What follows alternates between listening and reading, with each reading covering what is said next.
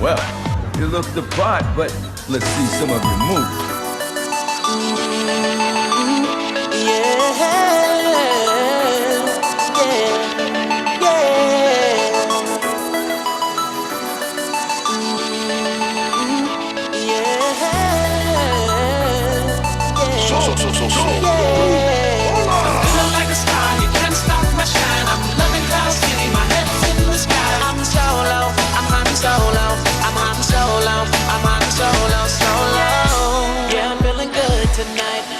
Feeling free and it feels so right. Oh, time to do the things I like. Gonna see a princess, everything's alright. Oh, no job but an answer to. Ain't a fixture in the palace zoo. No, and since the carpet nights off me, I'm living life now that I'm free. Yeah, told me get myself together. Now I got myself together. Now I made it through the weather. Better days are gonna get better. I'm so happy the current night is gone. I'm moving on. I'm so happy that it's over now. The pain is gone. I'm putting on my shades to cover up my eyes. I'm jumping in my ride. Here we are. I'm not sure if the pain is gone for me tonight, but I still love that song. That song, like, I don't know. I think I have to make a mix of all those songs, like the connects songs. DJ Mike in the house. Yeah. We need it. That's what we need, a DJ. We need like we could go off to the DJ. Yeah. So let's do our intros. How's your week going, Ken? Oh my goodness, the week is going fantastically well so far. I got a super duper care package from you, Mr. Mike, and I'm very, very happy about that. When Heather got it, she was like, "Wait a minute, did you buy another costume?" Like, no, this is not another one. This is one of the ones that was already on the list. So this isn't number 8. This is one of the 7 that has been in process or in progress for a while. I feel like I've been a bad influence on both of you guys. Well, that's true. That's true. At least you're willing to acknowledge it publicly. We have it on file now, so I can just play that clip over and over again. In your divorce proceedings? Yeah. It's Mike's fault. I mean, I can't be held responsible. How about you, John? How's your week been? Hit or miss. Nothing really exciting. How's your armor building going?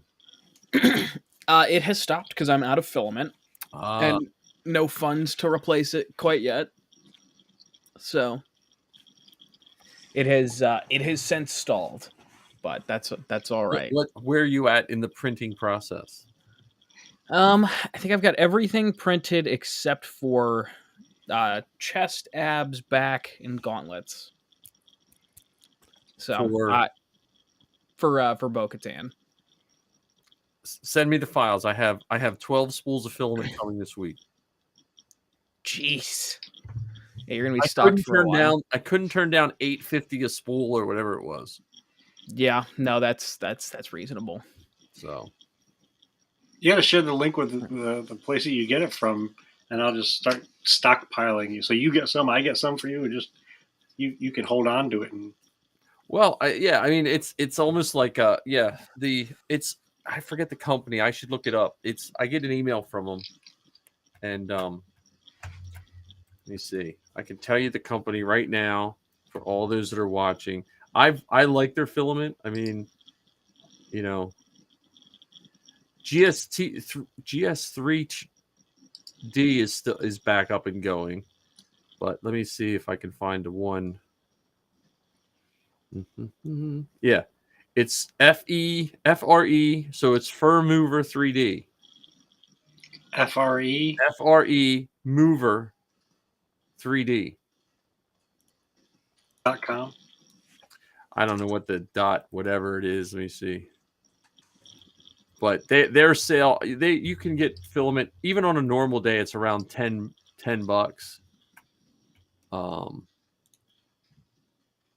.net. It's FREmover.net. Okay. So right now the one sale's over, but if you buy, it goes anywhere from $9.99 to $11.49, depending on how much you buy. And they've got PLA Plus. Yeah, that's what I use, PLA Plus. Yeah, me too. So, Hmm. I mean, because again, when I got into 3D printing, I remember waiting till it was like $34 a roll, and you're like, oh, I got to snag that. It's on sale from $39 a roll. So, Yeah, I think I'm going to you said freemover3d.net. Yeah, I'm getting an error message. just Google it and see what comes up, because I just went to the link. It could be a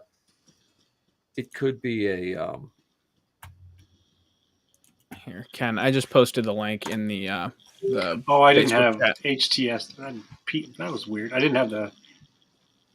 No, that's what I had. That's weird. But yeah, like sometimes they'll run sales like no boxes, stuff like that, and Huh. They've got printers too. yeah. Well, I talked to the one guy about the printers, and like if you wanted to make a Beskar bucket printer, you can talk to one of these drop ship companies, and they will build you a printer, and it'll have your name on it, and then they'll put it on a website, and then people can buy. You know what I mean? It's basically they're taking CR10s or the equivalent of a, and just put your name on it. There, Fair enough. My CR10, man. I'm having some issue with my one Soval again. My CR10 is still. I haven't leveled that thing since I made the Tuscan masks. Oh my goodness, almost a year.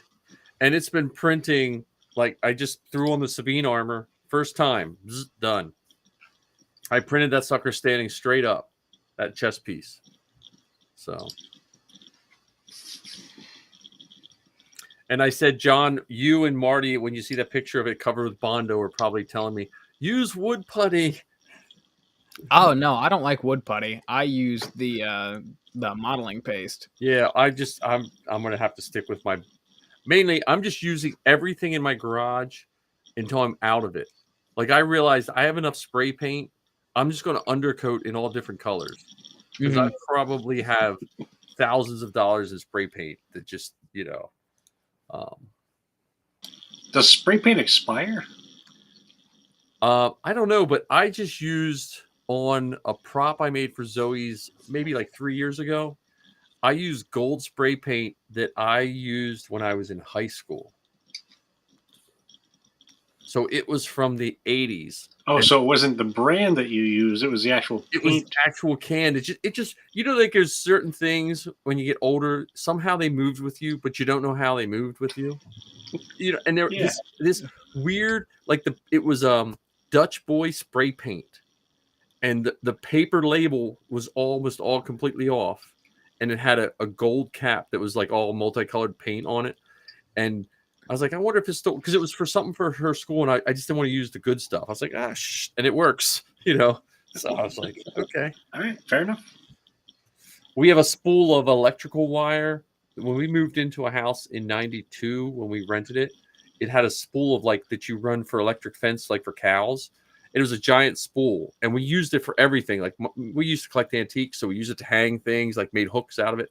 I just finished that spool the other week, working on stuff in the garage. Like, are you putting up an electric fence to keep? No. I used it to like tie things together. Oh, gotcha. Okay. Like when I built her Springtrap costume, I sewed the floor mats with it. Like I punched it through and sewed the floor mats and tied it shut. So, but that's cool. Anyway, so yeah, John has multiple things, but yeah, John, if you send me those files, I can throw some of those on the printer. All right. But and how's your week been? Like right now, so Ken, as soon as I sent your package, I found all the little greeblies that I meant to send. Like, because I printed the touchpad, the buttons, I printed it in rubber filament, so it's kind of soft, and I printed it in solid. And I found all these little things because I had two boxes. One was marked Ken and one was marked Mike, so I'd run duels and just throw them in there. And I must have thrown the little pieces both in my box.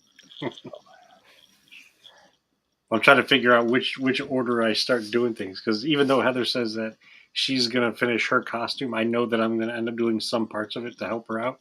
So not that that's not a complaint by any stretch, but I know that if I, that whatever time I spend on hers is time I'm not spending on the other ones. And I just got the Imperial hat for my Krennic costume. Oh, nice. So I just have to put the little pin on the front for the insignia or whatever that goes on the. Now, are you going to the one in Oaks next week? I'd like to go on Sunday because Yeah. I'm trying to figure out which day Sam Witwer is going to be there. Yeah, well, I looked and they said as of right now he's going to be there both days. Okay. So again, we're planning on Sunday getting there early, suiting Sappy up in 000 because I'm just going to see Chris Bartlett. Like I'm not going to get an autograph or anything. Just just the nice thing about having a protocol droid with you. Usually when they walk across this, then the people that are doing signings stop too. So, but I'm going to we're going to do that early. So if you decide to go, we'll have to meet up. Okay. And yeah, I'll keep you posted. See if anything changes between now and then. Yeah. So let's say we have no new Star Wars this week, but next week we have Visions 2. So, which I'm excited for that. Oh yeah, that'll be nice. Yeah, I'm excited too. I mean, doesn't Young Jedi Adventures come out next week too? Mm-hmm. Isn't that out already on YouTube? There's some shorts. Yeah. I like the shorts that I saw so far. I had to take a break from a bunch of podcasts this week because people they're complaining about the season ending of Mando, and I'm like, again, I was like, did I watch the same show? Like I don't know.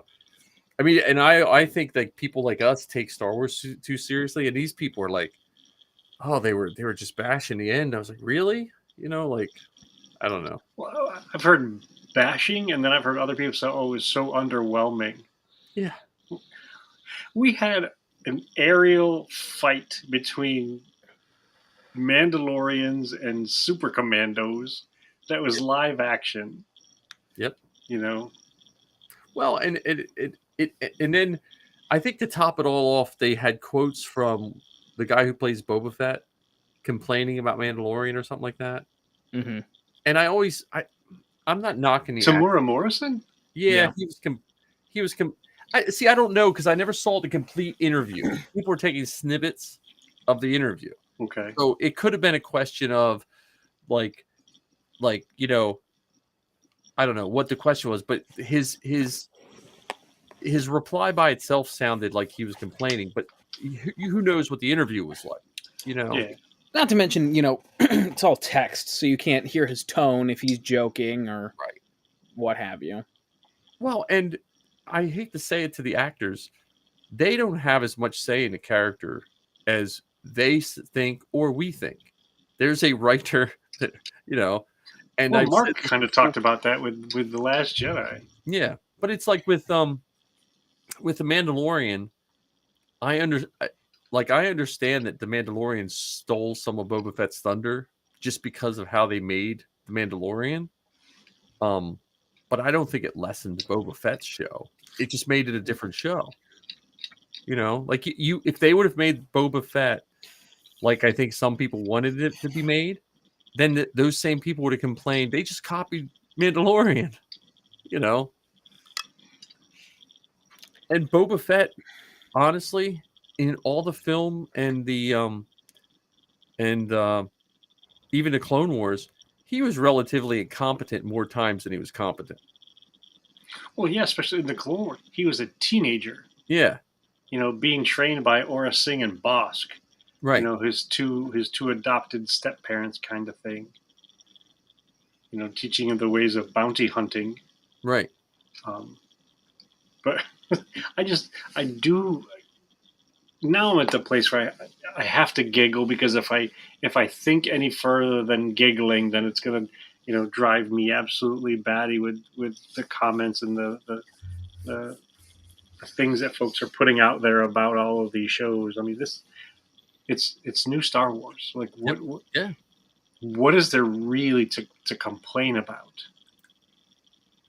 And some folks, and I don't know what the criteria is for a critic in order to be trained in your craft or whatever, but it seems like They just tear things apart without truly appreciating the thought, the effort, the creativity, the energy that went into creating said thing, whatever it is. Even like the last Fast and the Furious movie, like it was a Fast and the Furious movie. I mean, it's not real.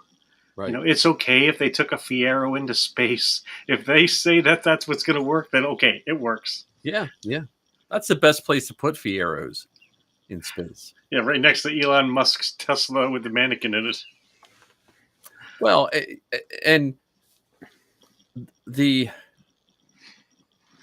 everything in that last episode, I bet you we could probably go back in the last 3 years and people probably complained that wasn't done in certain episodes. Like they didn't fight enough. They didn't, you know what I mean? There was no this. The Mandalorians weren't really that tough. Like they did in that last episode. They made it. They showed you why Din Djarin is considered one of the best Mandalorians. Like he started on that path with those locking doors with no weapons. Like he started with no weapons. Yeah, he's John Wickalorian. Yeah. So, but I don't know. I'm just it's just funny. I agree with you, Ken. But yeah. So let's go back to our working on things. So we'll go to since we got our hellos with that. Let me get my captions. Let me get my I got to just delete all these captions and just make a list of captions of what we're doing. So I have one called My Many Projects. I just randomly put up a thing. But here, costume corner. So I'll start because I feel like I didn't get much done, but I got myself organized. So I have I'm working on the live action Sabine, and I actually have to mold a piece for John or Justin. Lost the little piece that holds the stalk on his Sabine helmet.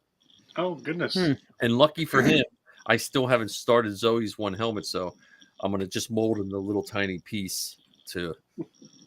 I have like literally like a Dixie cup full of dragon skin left. I was like, yeah, I can make a tiny mold and just mold one for you. But I got to do that.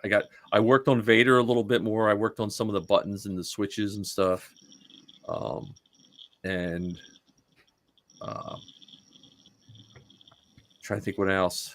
I got garage clean out. I got Ken's stuff to him, and so my IG-11 is sitting there right now. So I think that's going to be when I like every day starting tomorrow. I got the box ready today.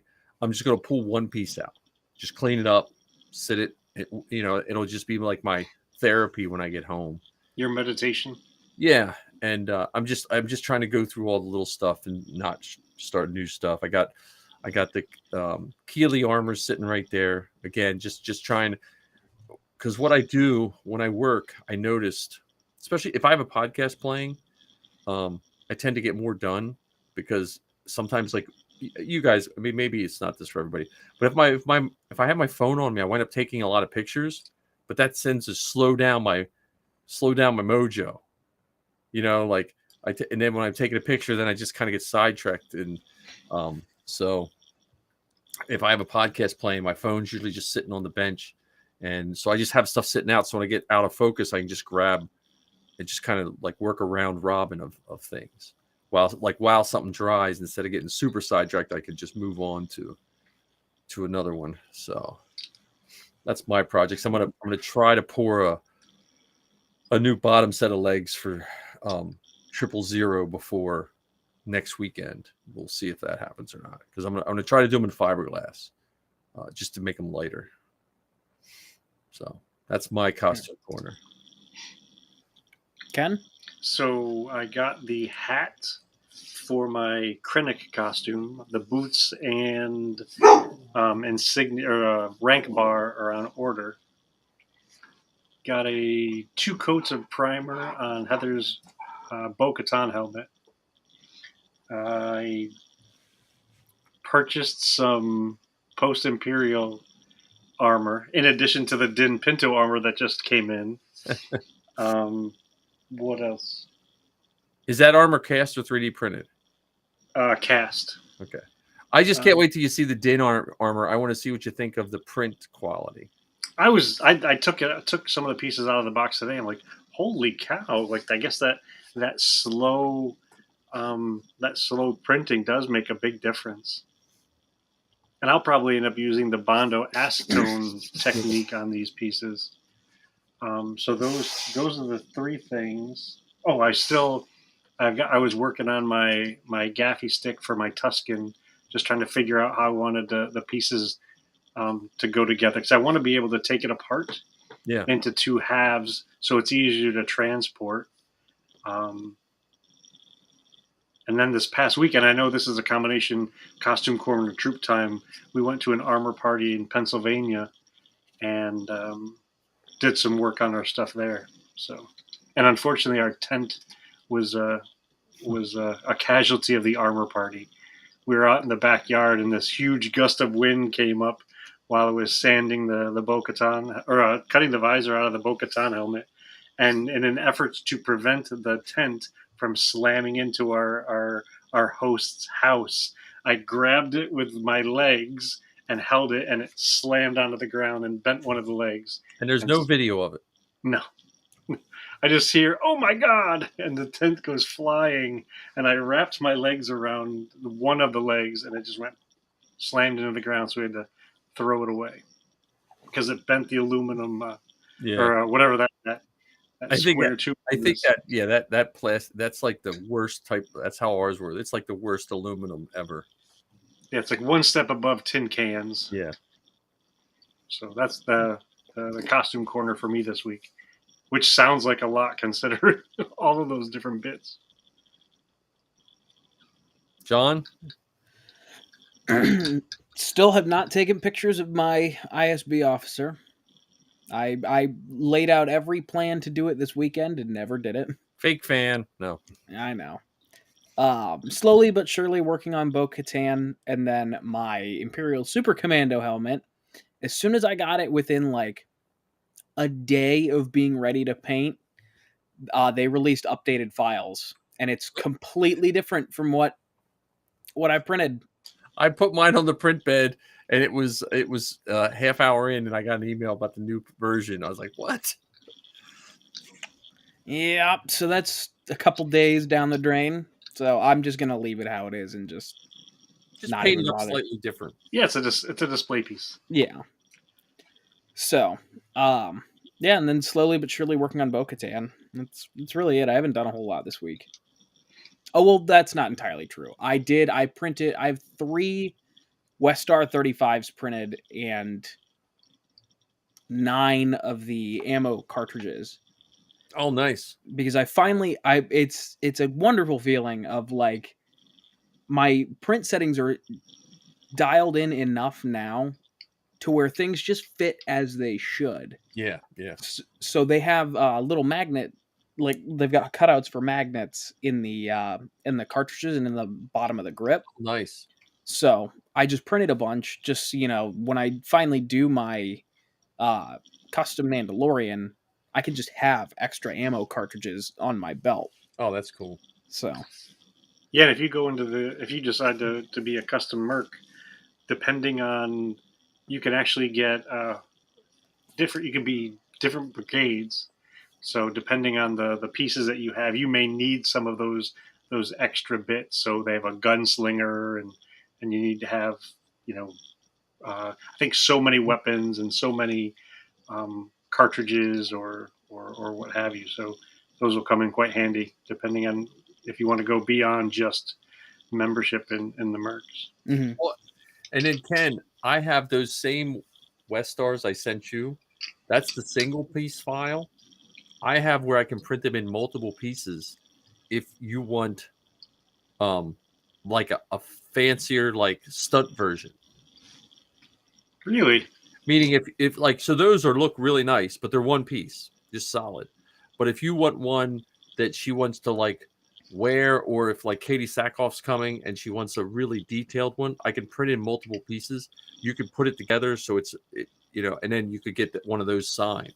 Oh wow, that's pretty cool. If once you look at them, I can Yeah, Katie Sackhoff's going to be at Fan Expo, right? Yeah. I didn't hear anything, so I assume we didn't get a panel. I tried. Well, for all we know, 2 weeks before the event, they'll send us an email. Yeah, they'll send it to an email, and it'll get put in my spam folder, and I'll find it like the day of. The Monday after. Why? So, yeah. So I mean, I do. I'm waiting for a seamstress for Sappy's Gunji to do I have all the netting stuff for that. Again, that's going to be. I have a feeling Gunji is going to be the cheapest costume I've ever built. Really? Because it's just more labor and less money. Like you just have to hand sew the hair suit. And Marty laughs at like what those guys sell a Chewbacca mask for. Because I forget what Marty sells his masks for, but I think it's under $1,000. Like he sells his Chewbacca mask. Some of those guys sell those masks for $2,500. Just the face, just the head. Just the head. Yeah, a whole costume I've seen for like $6,000-7,000. Yeah. And listen, there's some good masks out there, but I would say Marty's is one of the best, if not the best, because there's a couple masks I see that are good, but there's just a certain proportion that's slightly off, or the finishing hair is not completely done right. So, and they sell them they get money for them. They make a lot of them. So, sheesh. Yeah, I wish I could do a Wookiee mask more accurately. Talk to Marty, man. He'll help you. I have the underskull in my garage. I have the underskull mold, and it's a type of material that's basically like spray foam. Mm-hmm. And you put it in there, and it forms, and then it's molded to Marty's face, but you just take a blade and cut it out so it fits your face perfectly. And then he doesn't punch the hair; he lays the hair. Right. It is because if you punch the hair, then you have to fight that where you see these Chewbaccas that look like they have a big fro, like it all sticks out. Mm-hmm. And I don't think it's hard; it's just time consuming. Yeah, I don't know. My thing is like I just don't want mine to look like look terrible in comparison to Marty's. Yeah, but I would want something that's just as good. I've seen this for years. People ask Marty for advice, and he tells me exactly how to do it, and then they don't do it. They're like, "Well, what's he know?"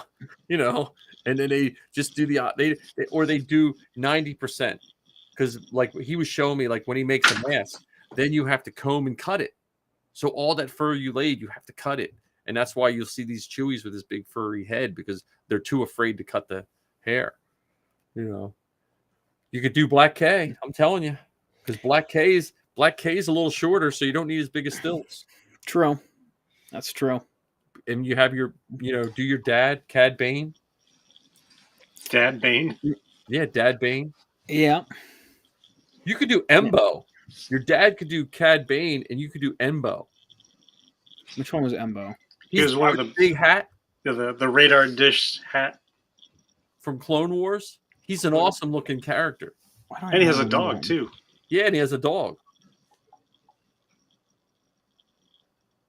And he almost has that Western / samurai feel. Oh, yeah. No, your dad should do Cad Bane, and you should do Hondo. My problem is I don't want to wear a mask. See, that one guy that did Hondo at Celebration, he had a mask, but it was cut out, and then he had a prosthetic on his chin. And from 6 feet out, it looked just as good as any mask. But when you were close and he talked, it was so nice, because some of those guys had masks, they couldn't talk. Mm-hmm. So. True. I think just do Grief Karga. There you go. Yeah. High Magistrate. See, if I'm going to do a character with prosthetics or a mask or something, it's going to be the Emperor. Yeah, well, that's a costume I would love to do. Talk to Dano. So, Dano got that one. Yeah, I know. You I wouldn't need want to do Senator Palpatine? no. But you I could do do a do life Return of the cast. Jedi. Even you could do the poor man's life cast, where you just put aluminum foil on your face, and then get someone to cover it with duct tape, then Mhm. take that off, and then make your enough of a life cast to make your prosthetic. Right. I also don't know how to do. I don't know how to do like the actual prosthetics. I don't know how to make them. So you would just mold them and use you mold them in dragon skin. I mean, it's not too the the the only bad part about learning the molding process is your initial learning is going to cost you a lot of money. Yeah, something I because don't have a whole lot of right now. because I think of like I had a failed mold of a C3PO's one of his arms. That was over $400. Like I might as well have just flushed $400 down the toilet, because I learned it the hard way, you know. So, but Dan has the prosthetics, and Dan might even have a mold. If you talk to Dan, well, how about the guy that was at your panel with the mask? That's true. He had an emperor mask that slid on his head and it tucked in his teeth. When he talked, it worked. Hmm. It was beautiful, and he hadn't even done any of the makeup to it yet because you have to darken it up. So he was doing Emperor Palpatine at the beach. He had sunglasses on because he didn't, but it had a little bit of hair laid in it. It was a beautiful mask. Weekend at Bernie's kind of Yeah, thing. Weekend at Sheaves, man. That's my movie. Come on, Weekend at Sheaves, make it happen. So, but yeah, I mean, costumes. I got to make sure my TK's up here to get trooping again, because in June we have the movie shoot, and I'd like to get a couple troops in. It's just like right now they're trooping. Every good troop is when I can't troop. Like, come on, because I was thinking about this. I was thinking about my history of trooping this week, because I started in 07, and I think before the girls started trooping regularly. I only did like one troop a year because we didn't have as many. And then I was looking when I dropped off around there's a correlation. Well, Missy lost a lot of family members one year. Within a year, she lost 4 family members. Like boom, boom, boom. Like I took 20 of whatever the bereavement days at work one year because of the amount of people dying, and that slowed trooping down. But then once then COVID hit. But what slowed my trooping down a lot was 000, because I had to decide: are we taking 000 or am I going to troop? I mean, because like even Missy, it's hard for her to handle Safi and 000, because I know the costume, I know how to get it on her, and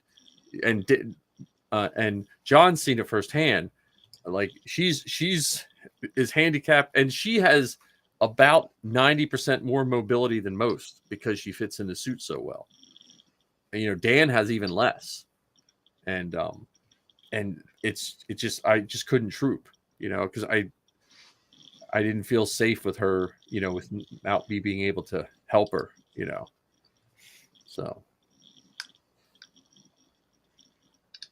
Yeah, thankfully I don't have to worry about that kind of stuff. I don't do it a costume, or not willing to do a costume that is that restrictive. Yeah. Well, I mean, even as stormtroopers, you lose a lot of vision in that stormtrooper helmet, more than you realize. Well, even the Mando is like that as well. I remember my very first troop. Most of the time, I just stood in one place because we were in this dimly lit comic book shop that I had never been in before. I got dressed in the basement, had to come upstairs, and I was afraid of knocking things over because they had all these displays with like the high end statues on them, and I'm like, I am not gonna pay for something that I break. So I stood there. I can remember standing there for like 20 minutes at a time, and then I would take a couple steps one direction or another because my visor fogged up so much. That cone of, like, the TKs have a cone of blindness around you. like you can't see like 3 feet around you, you know.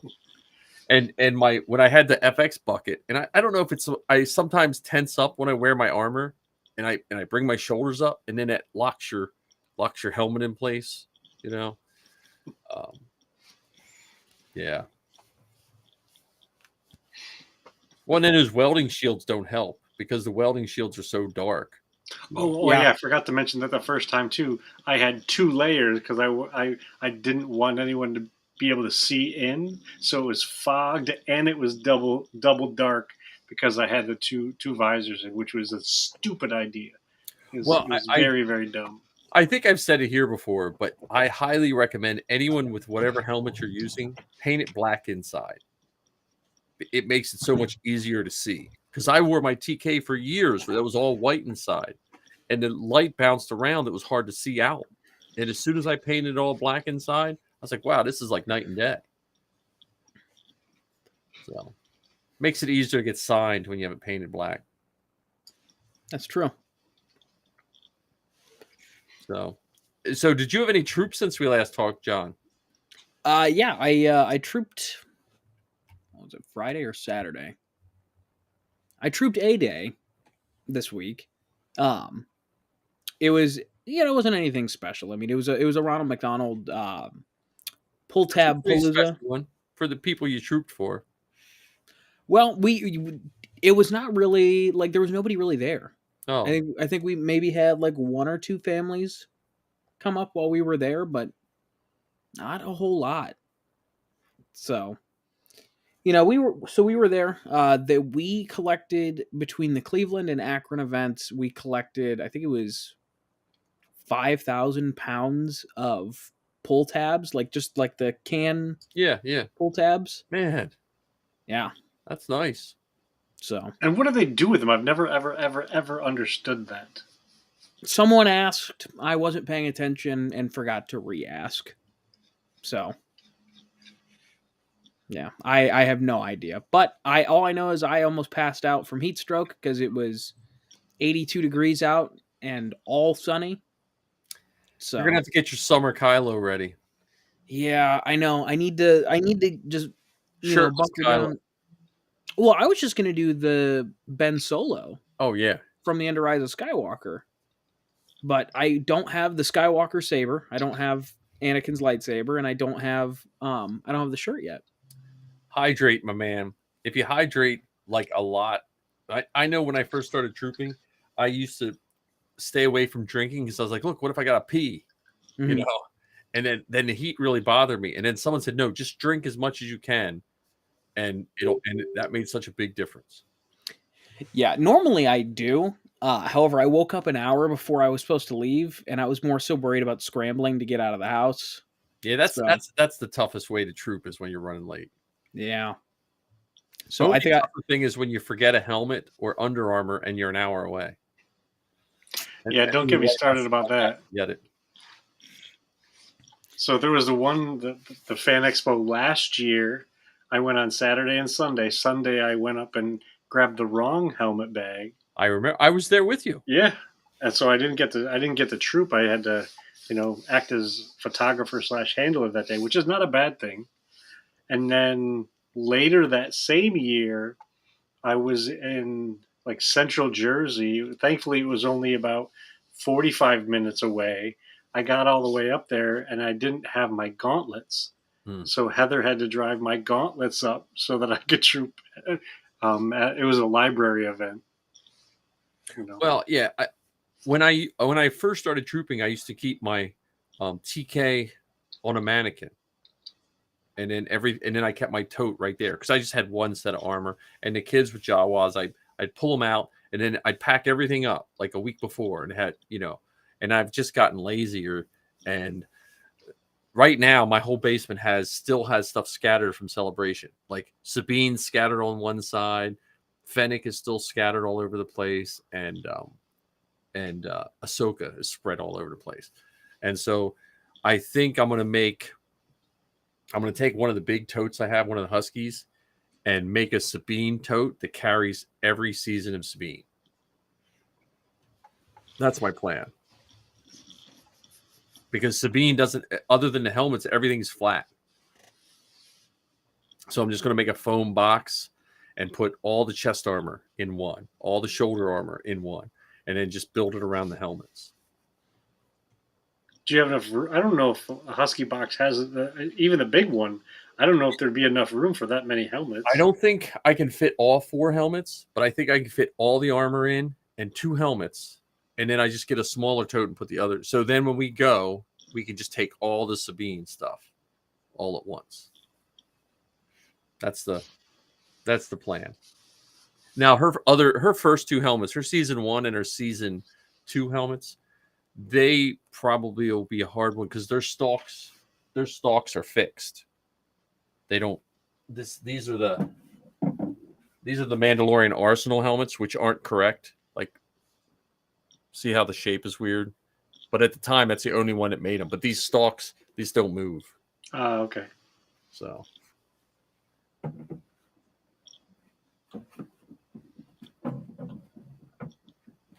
This one here. This one was terrible, man. For the amount of money I paid for this, I paid more for this than I paid for any of the other ones. And oh my goodness, the amount of grinding and sanding I had to do to get that thing. That was my first resin helmet I'd ever bought. So, but he was the only one that made them. Yeah, I'm wondering about the new what adjustments they're going to make to the CRLs based on this last season of The Mandalorian. Oh yeah, well, there'll just be a season, at least on the 501st, it'll just be a season 1, 2, 3, 4. Yeah, they have so many variations now. So they have the modern chess pieces, but instead of being 4 individual pieces, it looks like the 4 pieces are mounted onto something else. So it's like they are rubber with fiberglass backing. Yeah, and so that's in right now as it stands. The modern it's 4 individual pieces, but now this, and they seem to mix and match the post imperial with the modern helmet and the post imperial helmet with the modern armor and the different shoulders. So it'll be interesting to see what comes of it. Yeah, that's exciting. Because then it just opens it up to more creativity and freedom, I guess. Oh yeah. So we have to talk about Return of the Jedi.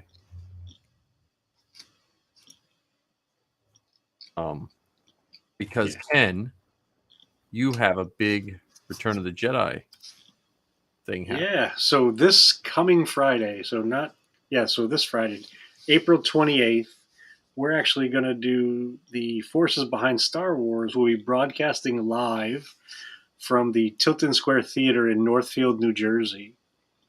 So we'll be at the theater probably online, maybe 7 to 8:30, 7:30 to 9 o'clock or so.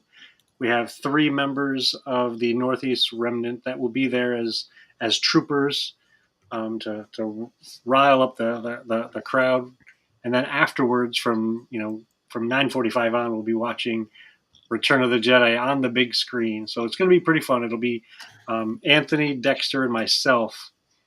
We'll be talking about various pieces of Return of the Jedi history and some of our favorite bits from the movie that have managed to stay relevant and stay important over the course of the past 40 years. So it'll be very, very interesting to see how it all goes. It'll be, like I said, it'll be our first live show. We're not going to be at home. We won't have the comfort of our own equipment and so on. And we'll be broadcasting from the party room at Tilton Square Theater. The party room sounds almost dirty, and then you realize it's a birthday party room for 12-year-olds. Yes, at a movie theater. What are you doing Friday night? Going to the party room with my 2 guy friends? Yeah. So, well, it's we did a live we did a couple live broadcasts over the years at movie theaters. And so the one, I think it was for Solo, Zoe did it with Rebel Cause used to be a podcast and a organization that helped the homeless in Lancaster. And they had a table set up in the lobby, and they did a live like little podcast, which was kind of cool. And then we did one where we did trivia. Like, we didn't do trivia. They just asked us to show up in this 501st, but the movie theater was doing trivia before there's a movie. It was like I don't know what showing it was, but they did like a tribute, and we're asking questions and then throwing like t-shirts from the movie theater out into the audience and stuff, which I thought was cool. And then, but we did I know, you don't want to stay up too late, but I would highly recommend, if there's a diner nearby, you should do a post Return of the Jedi, record it. Because we've done 3 or 4 of those where we just put the Zoom recorder in the middle of the table and talked. And now I know it's different for Jedi because everyone's seen it, but that was always a fun thing too. Because the one time we just were like, we posted up and we sat in a diner, and there was people that were there in the movie theater that had no clue who we were, but they recognized us from the theater. They were like, "Hey, yeah, just come on over to the table." And we didn't even know who they were. They could have been spewing whatever, and they talked too, which I thought was pretty cool. Oh, that's awesome. But yeah, Return of the Jedi. I just saw it in the theater not too long ago in Delaware. But the theater was an old theater, so it wasn't like, high quality video and high quality sound. So that should be pretty exciting. Well, if you guys happen to be, anywhere near YouTube's on Friday night, check us out, because it'll be the first time, not only that we're broadcasting live, it'll be the first time that our show will be using Restream as our software platform. So we're hoping that we'll be able to have the chat feature live and so on. So we'll see how it all goes. Yeah. I should get some kickback from Restream. We were doing that test last night. I feel like I should get a kickback. Well, just be prepared, because we'll probably be singing your praises and or cursing you out at the same time. What was he thinking?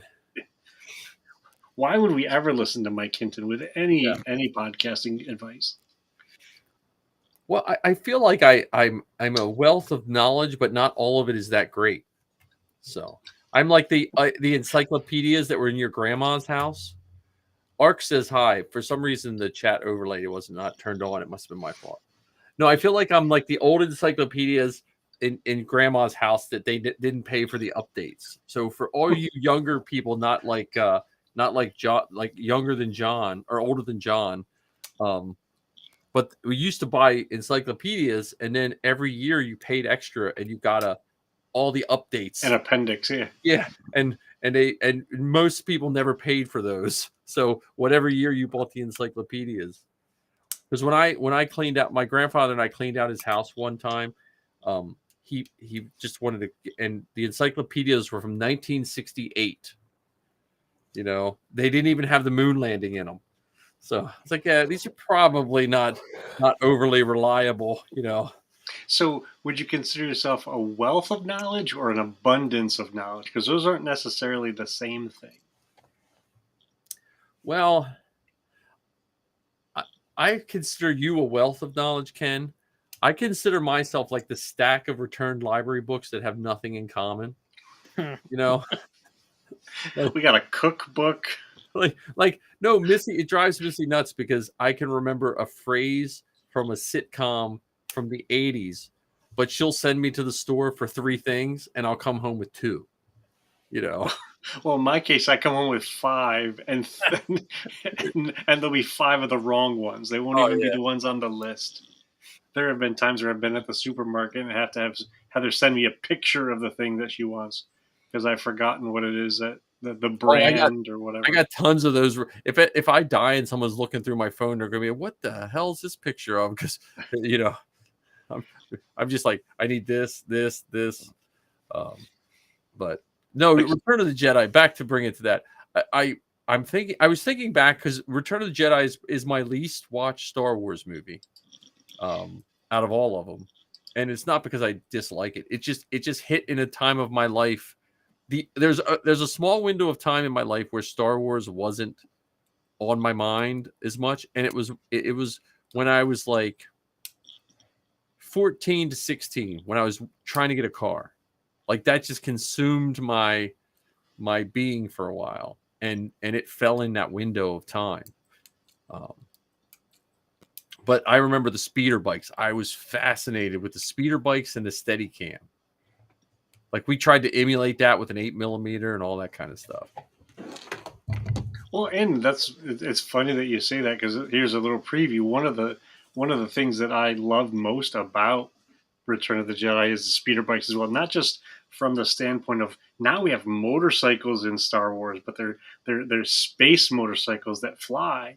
But that whole sequence of how fast it looked, Yep. and how dangerous it looked, and even how it sounded. You know, the sounds from the speeder bikes coming from above and swooping in between the trees and all of that kind of stuff. And then afterwards, being able to see them plotting it out and planning it out, even to the point where they had, models made. Yeah. And they used the Star Wars Barbie doll, Princess Leia and Boba Fett, doing the different parts, and just seeing them play with those toys, and it was awesome. Which those Barbie dolls, they kind of remind me of what they did in The Mandalorian with the IG, when they just stuck the toy in front of the camera. Yes. Yep.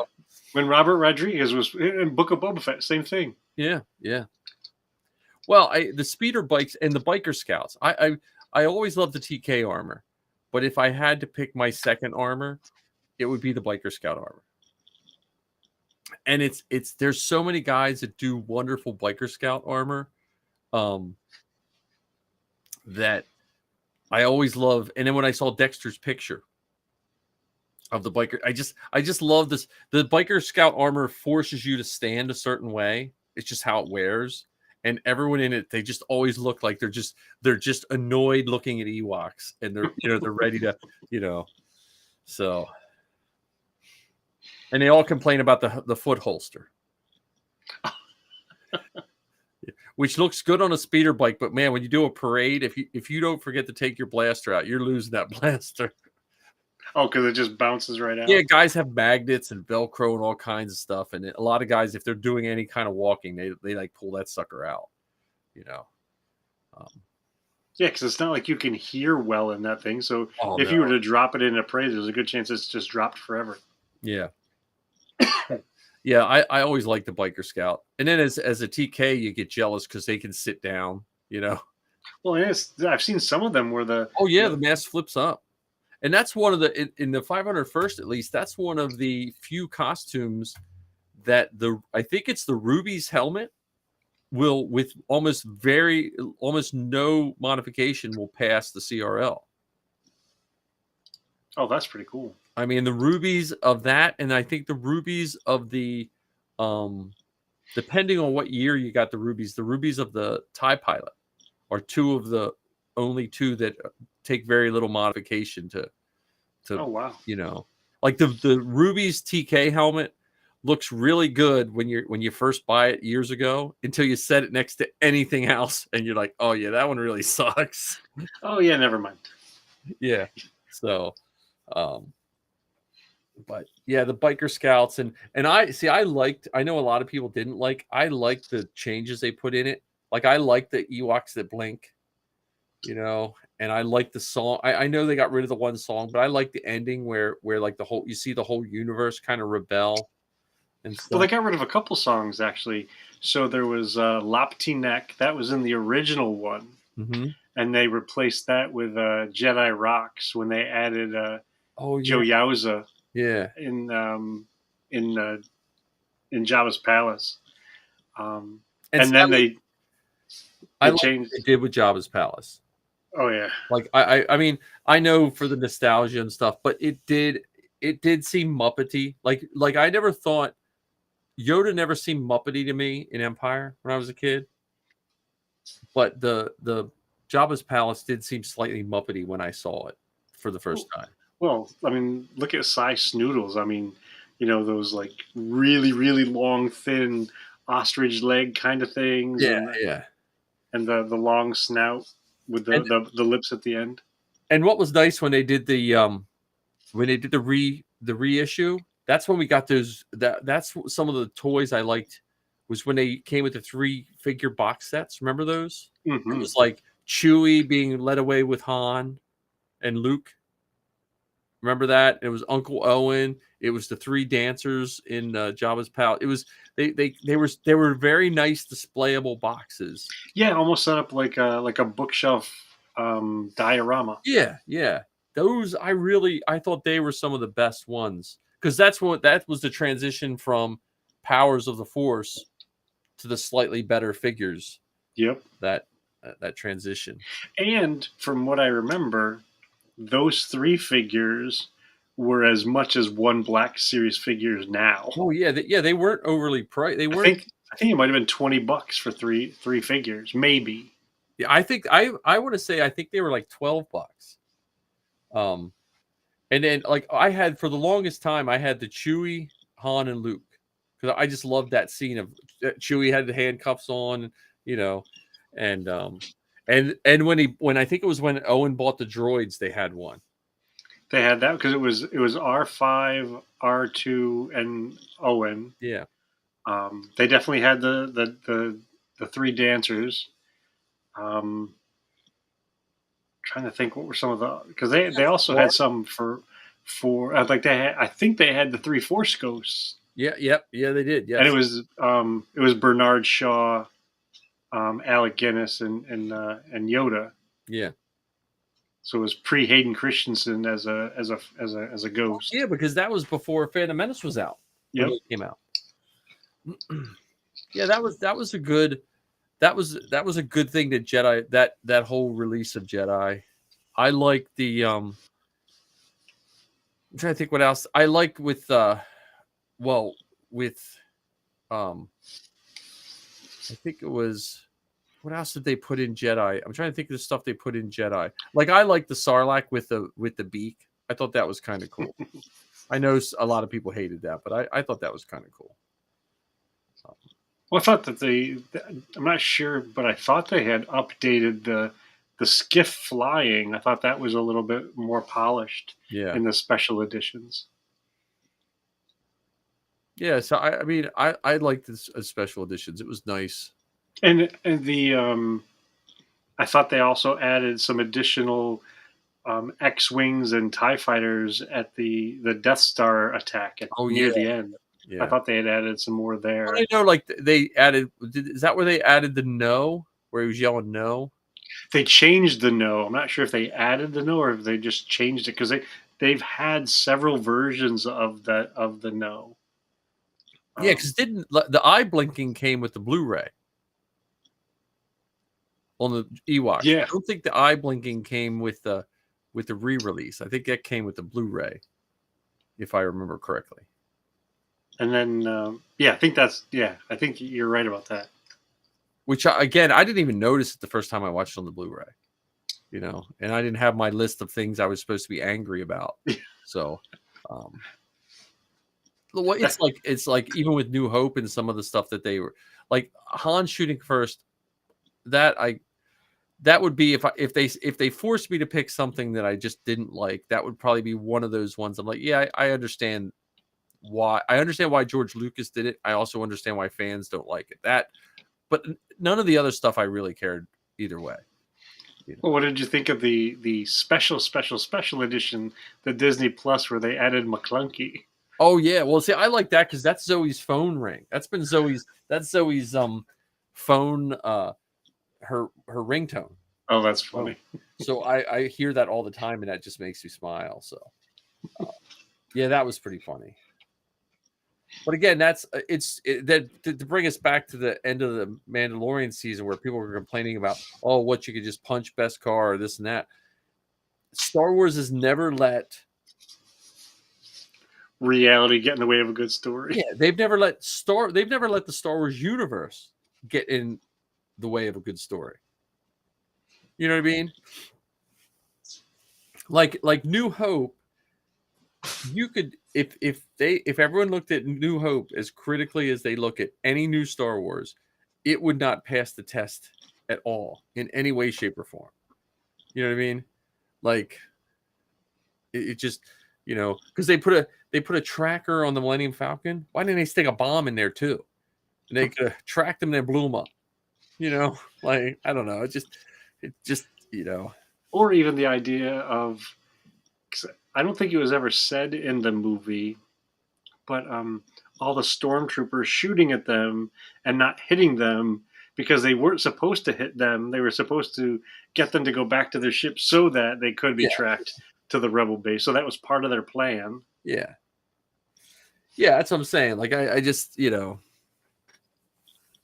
it's the storyline. I'm always glad that the story makes such a good thing. And I think you guys should. I'm curious what the demographics of going to see Jedi are going to be, because movie theaters in this weird place right now where I don't feel like before the pandemic we were getting all these movies, and then the movies kind of took a hit over pandemic just because of the way stuff is released. And it's just like when we went to see Jedi down in Delaware, it was packed in a not so good theater, and for a movie that was 40 years old. And what was the crowd like? Like who was going to see in this that 40-year-old crowd? movie? It was, I would say, if you wouldn't be able to tell the movie, like if you would have looked out and not seen Star Wars and some guys with lightsabers, you would have thought it was any modern Marvel movie, because it was a predominantly male, other than the families, but it was probably the same demographics, like you had a age swath all the way across from little kids to my age and older, but you couldn't depict it from any new modern movie. Oh, that's cool. I mean, I'm super thankful that we've got 3 people coming dressed in TK armor. yeah, that's nice. That'll be fun. And You know what? It won't be Jedi TK armor though, because I think in the Legion there's probably less than a handful of people that do Jedi armor, because it doesn't. If you look at the Jedi armor, it doesn't look. It looks like a Halloween costume, just the way, because it has this stripping around it, and it just doesn't. You're like, wait, is that? You sure that's not like a Ruby's? Like when you watch Jedi, just look at the armor, and you're like, oh yeah, that does look a little odd. So.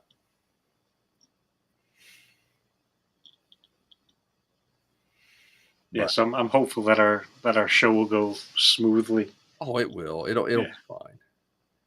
And it's good. Like it seemed like Anthony really liked the restream. Like he was putting up all this graphics. So I think, And if it goes as I think it will go, we're gonna have some other clips, because we found some interviews with George Lucas and interviews with Ben Bird and interviews with Dennis Muren and Phil Tippett. So we may have some of those things spliced in throughout as well, just as additional things to talk about. Not that there isn't a lot to talk about with Return of the Jedi, but I'm still amazed and appreciative of the fact that it's a 40-year-old movie that folks still enjoy and find excitement about, and are seeing newer connections that are made to it with the stuff that's coming out now. I mean, last week when I talked with Jordan from The Pod Awakens, we did an entire episode about Return of the Jedi, things we liked about it, things that we were fascinated by, and so it was fun. So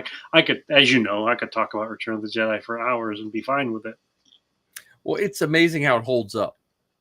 Like I would look at any movie made in '83. It's not going to hold up as well.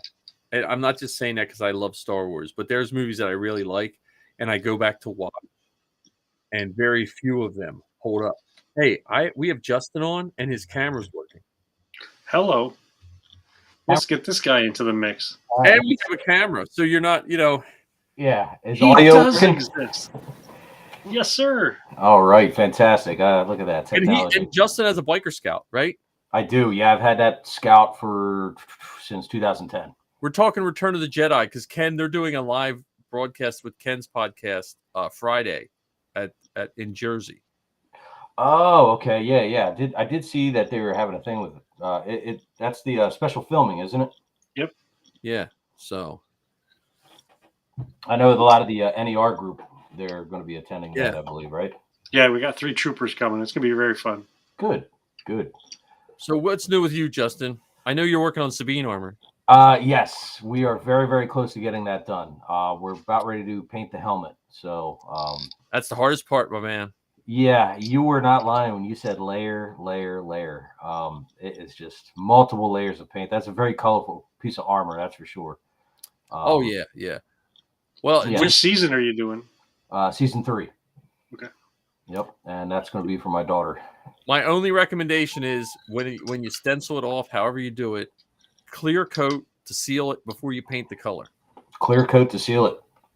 Okay. And silver paint pens will be your friend. Okay, silver Because paint a pens. lot of her stuff. Because I did it all by hand. I didn't have a Cricut when I did these. My next one I'm going to use a Cricut.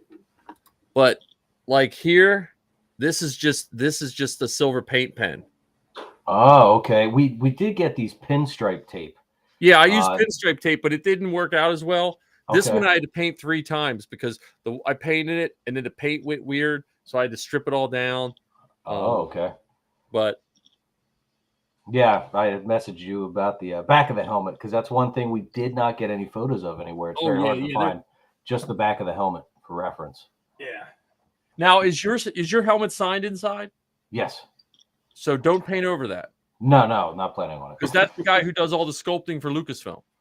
Oh, okay. Wow. So, but I got to hang out with him a few times, but yeah, he's the guy who does sculpting.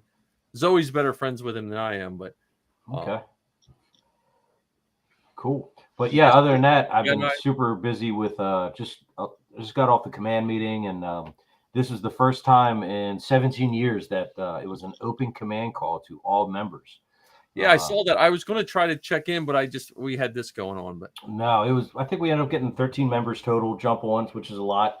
Cool. And everyone was really happy about the way we ran it. I told them it's going to be boring, but you guys are more welcome to just listen in, and then we gave them 10, 15 minutes to chat afterwards, and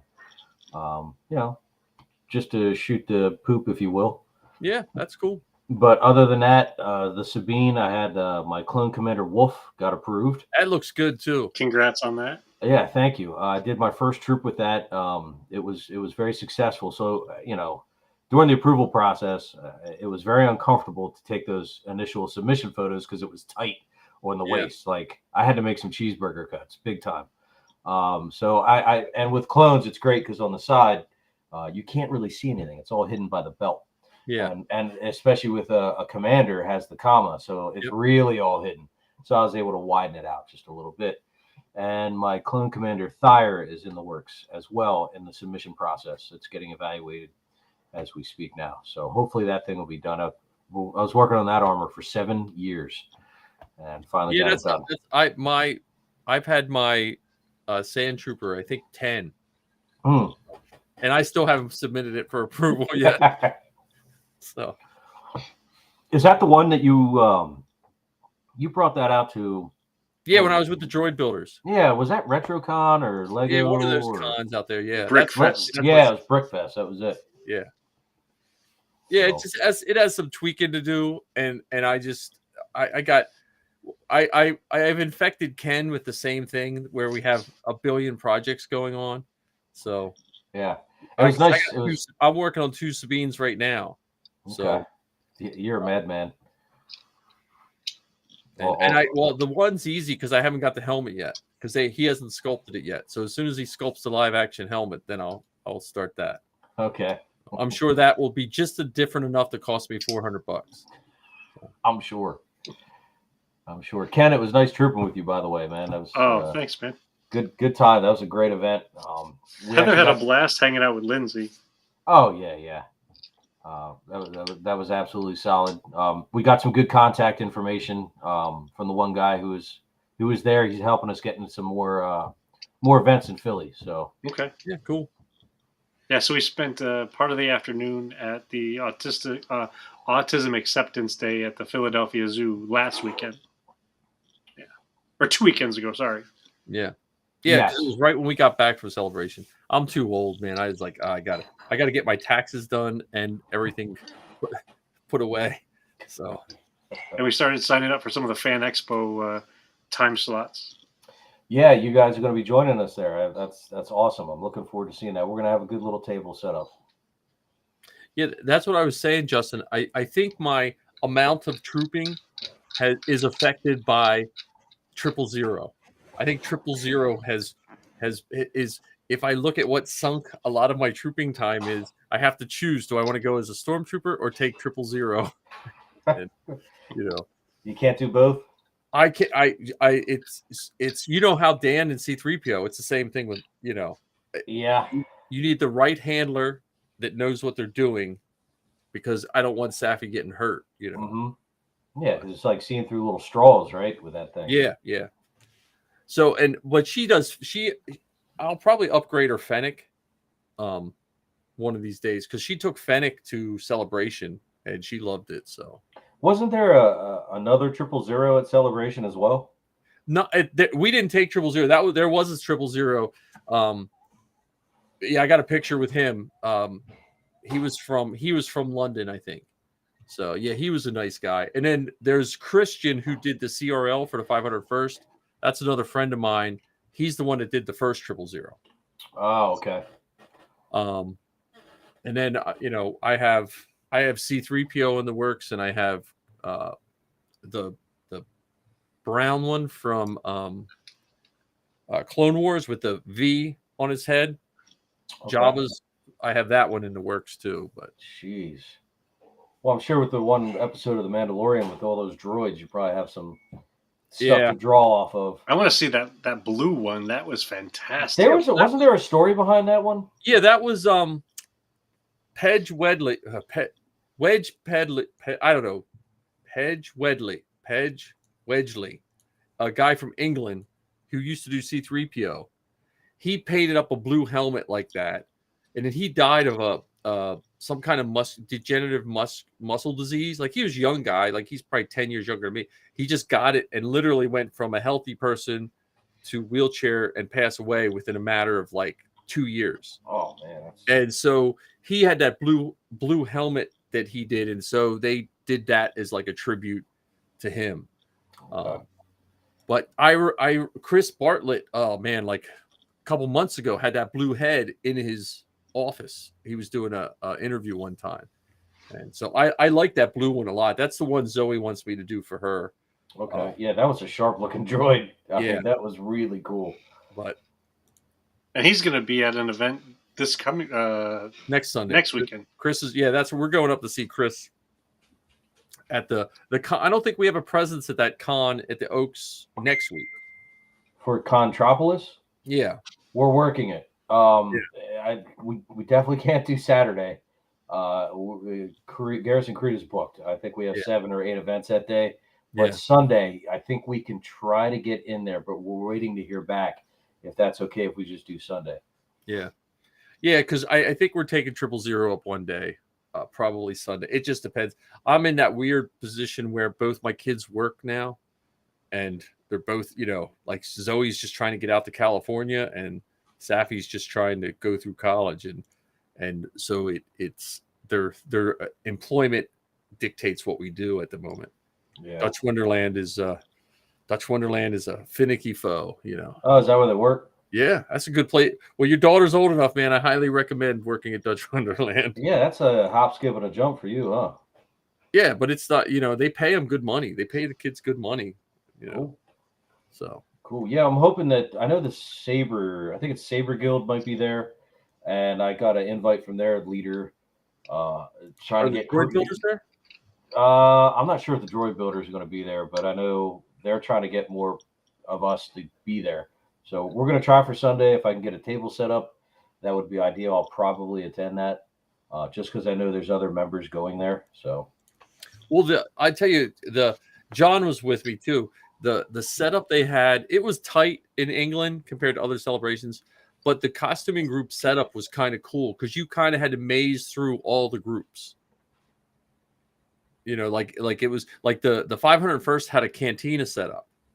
And I don't think, were they selling drinks, John?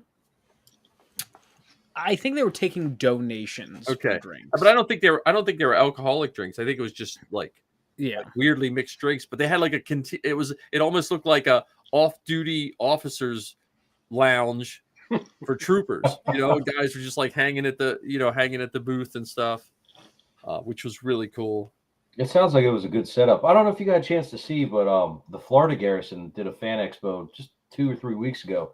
I don't know if you got a chance to see any video footage of what they had, but they had linked up with every group they have down there. So it was all the Mercs and all the Rebel Legion droid builders, and they had literally almost a city block inside this facility where it was just every corner you turned, and it was. They said they compared it to what's it down at Disney? That was like a mini version of that. Nice. Galaxy's Edge. Yeah. They said that's exactly what it was. You look it up in Google. I'll share some video with you. It's ridiculous what they had down there. Well, the that's what like the droid builders had. Like you walked in and you went through a little maze, and it brought you out right into where the 501st was. And then it was the Rebel Legion. Like it was kind of like you could kind of tell where each group ended, but you couldn't. Okay. Like you could go. They had the thrones. The Mando Mercs, I think, even had costumes for people to put on. They had like vests. You could throw a vest on and a helmet, and you were a Merc. That's something. I have a spare TK that I'm building, and I think I want to implement that at a con to where people can just kind of put on at least the bust of it with a helmet just to check it out and see what it's like to be a stormtrooper for a few minutes. Yeah. Anything to get more people interacted with our group, I think works out well for everyone. Oh yeah, well, and I've been ever since I've been in what we do, what all the groups do. I, as a parent, and anyone that's taking kids to cons, anything you can do for free makes you look good as a parent. Like let me get a picture with a stormtrooper. Okay, I didn't have to pay, X amount of dollars to do that. And I can't even count the number of people who want to give you money. Like, oh, what do you mean this picture's free? No. Yeah, I know. Like, what? Well, me and Ken had that long discussion. Was that last year? Yep. We're standing there. People are getting pictures. I was helping the Mando Mercs. We're getting pictures with the Mercs. And if you look right across, there was a professional, and I say in quotes, cosplayer, charging money to get a picture with her. And her costume wasn't any better than any of our guys, So it's just funny. Well, none of us are influencers, though. Yeah, no. Well, we went back to Philly last weekend. There was another autism event, a food truck fundraiser. 100% of the proceeds went to autism acceptance. They had a band there and everything else, and the facilitator, they wanted us to go out front just to draw people in. And there were cars just double parking, getting out. And almost every single one was like, how much is it for a picture? What's this going to cost? I'm like, it's just free, man. Just give me a high five, Yeah. That's all we really want. Well, and that's what,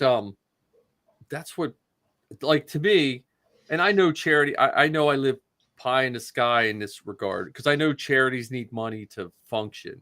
Mm-hmm. But what I joined the 501st for years ago was the charity of just doing good anonymously to help people in any way, shape, or form. Like for me, sometimes the charity is me being selfish. I get to be a stormtrooper, and it's helping me get through whatever, like this week we had a live shooter drill at school.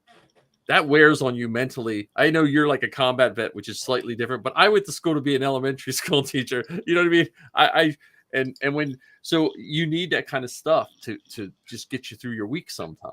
Yeah. And it's just neat to see all these people coming together and doing stuff, like our group, even the worst of us, I would say, of any of the groups, still does good for anybody. Yeah, and I think that we all joined. Like for me, when I joined, it was just about being in a really cool Star Wars costume, and then to find out that they do charity stuff, that was an absolute plus, and that was just that topped it off. Well, the charity part is what keeps us building. Like if I just built my costume in 2007 and I didn't have anything to do with it, it would probably be half rotting on a mannequin right now. You know what I mean? And I'd be doing like dune buggies or something. You know what I mean? Like it just keeps us, like we have a costume budget in my house. Yeah. Like how other people have like other real budgets. We're like, well, and my wife laughs because if I need a dress shirt, I complain if it's like $12. But if someone says, "Oh, here's a helmet for 150," I'm like, "Oh yeah, just Sold. get So shut up and take my money. yeah." Do you have two on the shelf? Because if you have two, Yeah. I could always use a second one. I mean, I'm not even a Mando Mercs, and I'm like, I just got another Boba Fett helmet, and I don't even have anything to do with my other helmets. So, You're a yeah, madman. so not counting the Black Series ones, we have six Mandalorian helmets in this house. yeah. Man. For reasons. That's all you need is reasons, right? Yeah. I mean, I still have two unopened suits of TK armor that I gotta eventually get together. I still have a whole TK armor set that I need to put together too. Yeah. Isn't that great? Just taking up space. I watched a guy that does he was showing how to display your armor, which was a pretty good idea where he had like a hook that came out and you put your helmet on it. Mm-hmm. And then under the hook you just put a heavy duty hanger and hang your armor on. And it was a pretty good lineup, but I'm like, I still have too much armor. I don't have enough wall space. I need to add on. We went to this event in New York City where it was the really nice statues, and then they probably had a dozen or 24 costumes on mannequins all around. It was really nice setup. I'm thinking that's how I would need to display my stuff if I really wanted to have it out. Oh yeah. 35,000 square feet where you can have all of your stuff scattered and dear, we don't have a I can't. My wife's pretty good with Star Wars stuff. Like she pretty much lets me have 90% of the house, so I can't really complain. So yeah, same with us. I'm pretty blessed with that. I'm allowed to put anything pretty much anywhere as far as Star Wars related. But most of the costumes just stay in the workshop in totes. I display all the helmets. They're all on a shelf, nice and nothing fancy like what you guys have back there. I just have a regular plastic shelf with multiple layers and a couple 3 helmets on each one. I think I can fit. That's about it. Mine aren't even on shelves. Mine are on the floor. On the floor. Yep. Fake fan. Yeah. Well, Justin, how do you determine which are your things and which are Lindsay's things? Oh, well, I don't know. We just roll the dice and whatever. I mean, because the other day, Heather just finished up this Lego BD unit, and I'm like, well, is that yours or is that mine or is that ours? If you're fighting about whose Star Wars stuff it is, that's a good thing. Mm-hmm. I mean, because I would say, except for John, because he's like 12, but I would think most of us, if we could look at our life and how Star Wars is in it, if someone would have told me as 12-year-old little Mikey that this is what I would have, it would have made high school and young adulthood a lot easier. Yeah, if you would have known what you were doing with your disposable income as an adult, it probably would have made it easier. Yeah. Right. So my celebration pretty much shot most of my disposable income for the next, I don't know how long. That pound exchange rate was not our friend. So are you saving up for Japan already or what? I would go to Japan in a heartbeat. It depends on my schedule because I'm not allowed to take days off before or after a break. So if I have a long spring break because of no snow, I could go. If I have a short spring break, all money aside, I can't go no matter what because I already checked flights. It's 22 hours of flying, which means about a day in the airport at both ends. And today's money for us to go and stay the length of the con for 4 of us, because Missy would definitely go if we go to Japan. That's $9,000. Yeah, the flight is actually more expensive than the hotel, I think. Well, yes and no. The hotels. The problem was when I looked at the hotels around there was like one budgety type hotel, and then the rest were high end. So and we stayed. How far do you think we were from the convention center, John? Like a mile? I think we were 3/4 of a mile. Okay. Yeah. Don't they measure the kilometers over there though? No, I think they have miles in England. England is miles. It's Oh. so weird. They use a butchered imperial system. But it was weird. It felt like we were extremely far. Like, because we were kind of out of the circle of the stuff happening. So every time you went to the convention, it felt like a trudge, So I also don't want to go to Tokyo and be like 5 blocks away from where the convention is. Yeah. You I'm know, actually a little surprised. I could have swore they would have had kilometers. they might have had measured in kilometers, but they like their speed is still miles on their cars. So, and we were in East London, which I think is like one of the worst sections of London. So, I mean, it wasn't their idea of worst is not like worst to us. Yeah. Are you going to go, Justin? We're thinking about it. We are really considering it. Like I said, we already looked at hotels. We looked at flights, the different prices of the flights, the length of the flight. I think the longest was 30 hours, and I want to say the shortest was around 20 or 22 hours, which I think it was a stop in LA, and the one had a stop in Hawaii, I think. So yeah. I tell you what, tickets, if you're going to go, the last couple celebrations, tickets have sold out in minutes. Yeah, like Star Wars Celebration Anaheim. I bought my tickets. It was pre-COVID, when they sold. The tickets were on sale for less than 2 hours, and all the 4-day passes were gone in 2 hours.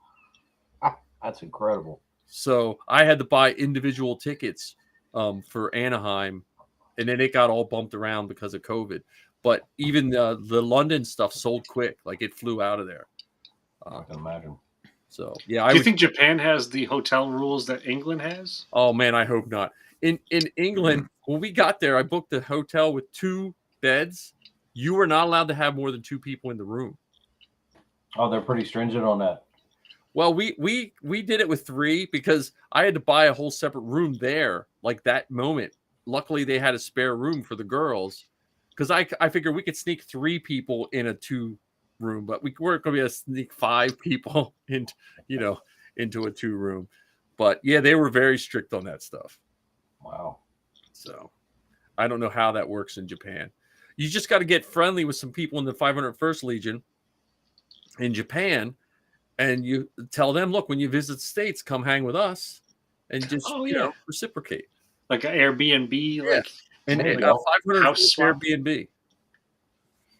So, but I have a friend who's a travel agent, so I asked her. I said, "Look, can you just run some numbers for me?" So she's going to do that, but it's probably not going to be any different. I mean, I definitely want to go, but have you been to a celebration yet, Justin? Nope, not yet. Well, John, we convinced him to go. My only warning is once you go, it's almost impossible not to go after. Oh, really? Oh, yeah. It's like if someone would have told me like 10 years ago, I'd be considering taking a $10,000 trip across the world, I would have never believed it. But once I went to Orlando, I was like, why didn't I go to these before? And I will go to every single one I possibly can from now till I die. Jeez. Because it's everything you like about being into 501st, everything you like about Star Wars, it's just wrapped up in a bow. Okay. Like when me and John came out of that one panel, it was shoulder to shoulder people. You couldn't move and you didn't care. We stood in line for how many hours were we in line for? We got up. We got there at 3. Got there, 3:45, 4, and then we didn't get into 11. Was that for a panel or just to get in? Panel. Oh. And you know what? We loved it. Like it was, and we did. Me and Zoe did it 2 days in a row. We were just like, because every single person there, you have something in common with. I mean, John's building a Bo-Katan costume for his new friend that he met in line. Nice. Yep. And he's going out to see her when? Is that still going, John? Yeah, 2 months. 2 months from today. We got a love connection in a panel line. I don't know if she likes Jar Jar Binks, right? We have a very strong friendship connection. Sweet. I mean, it's a blast. I had guys. I told this story last week, but I had guys speaking in German, and all of a sudden I heard my name in German, and I knew these guys for years from building stuff. But since we did it over Facebook, it auto translate. I never knew they were from Germany. That's pretty funny. I mean, we knew people like we were running into people. My highlight was when John's face when was that Dave Filoni's wife ran over and gives Zoe a hug. Yep. We're just walking, and Dave Filoni's wife comes up and gives Zoe a hug and apologizes for not being able to hang out with her. I'm like, yeah, that's pretty cool. Yeah. So, yeah, I would strongly suggest. My only thing is, I'm assuming that the 50th anniversary celebration will probably either be in Anaheim or Orlando, and that'll be in 2027. Is that confirmed or?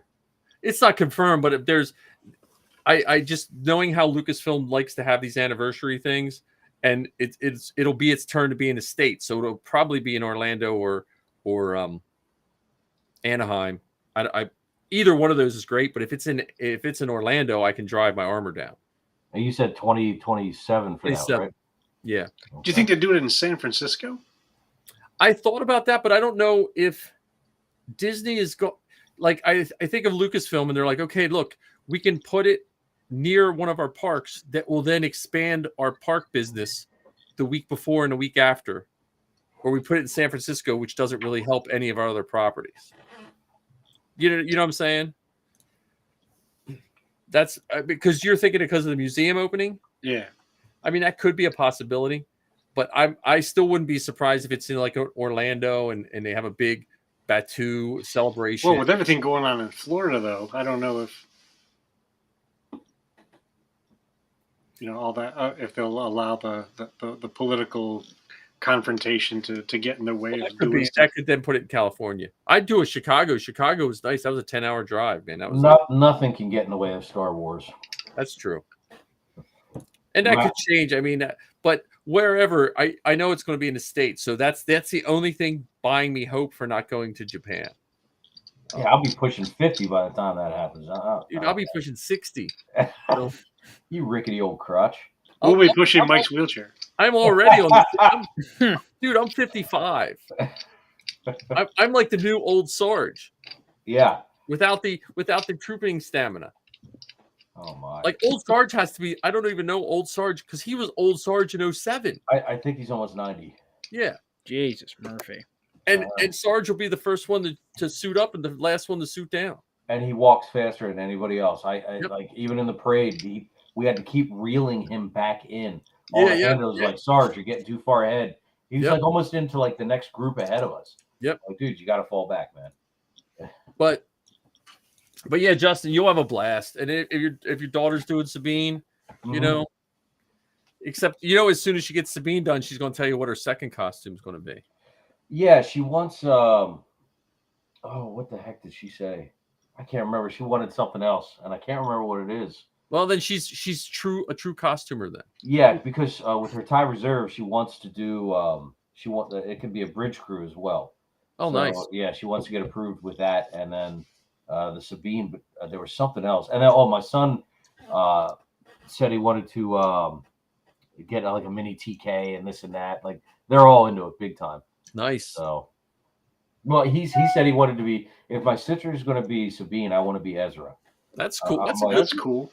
Okay, cool. Well, he could do Ezra as with the fancy biker scout costume. Yeah, that's true. He loves my scout too. So, well, so I have the animated TIE pilot for Zoe, and then she's going to do Sabine in the pilot. She just takes the helmet off. The Sabine is in the TIE pilot. Yeah. Oh, from that one episode where she joined the Empire. Yeah. We try to get the other guys out. Yeah. Yeah, because I have her.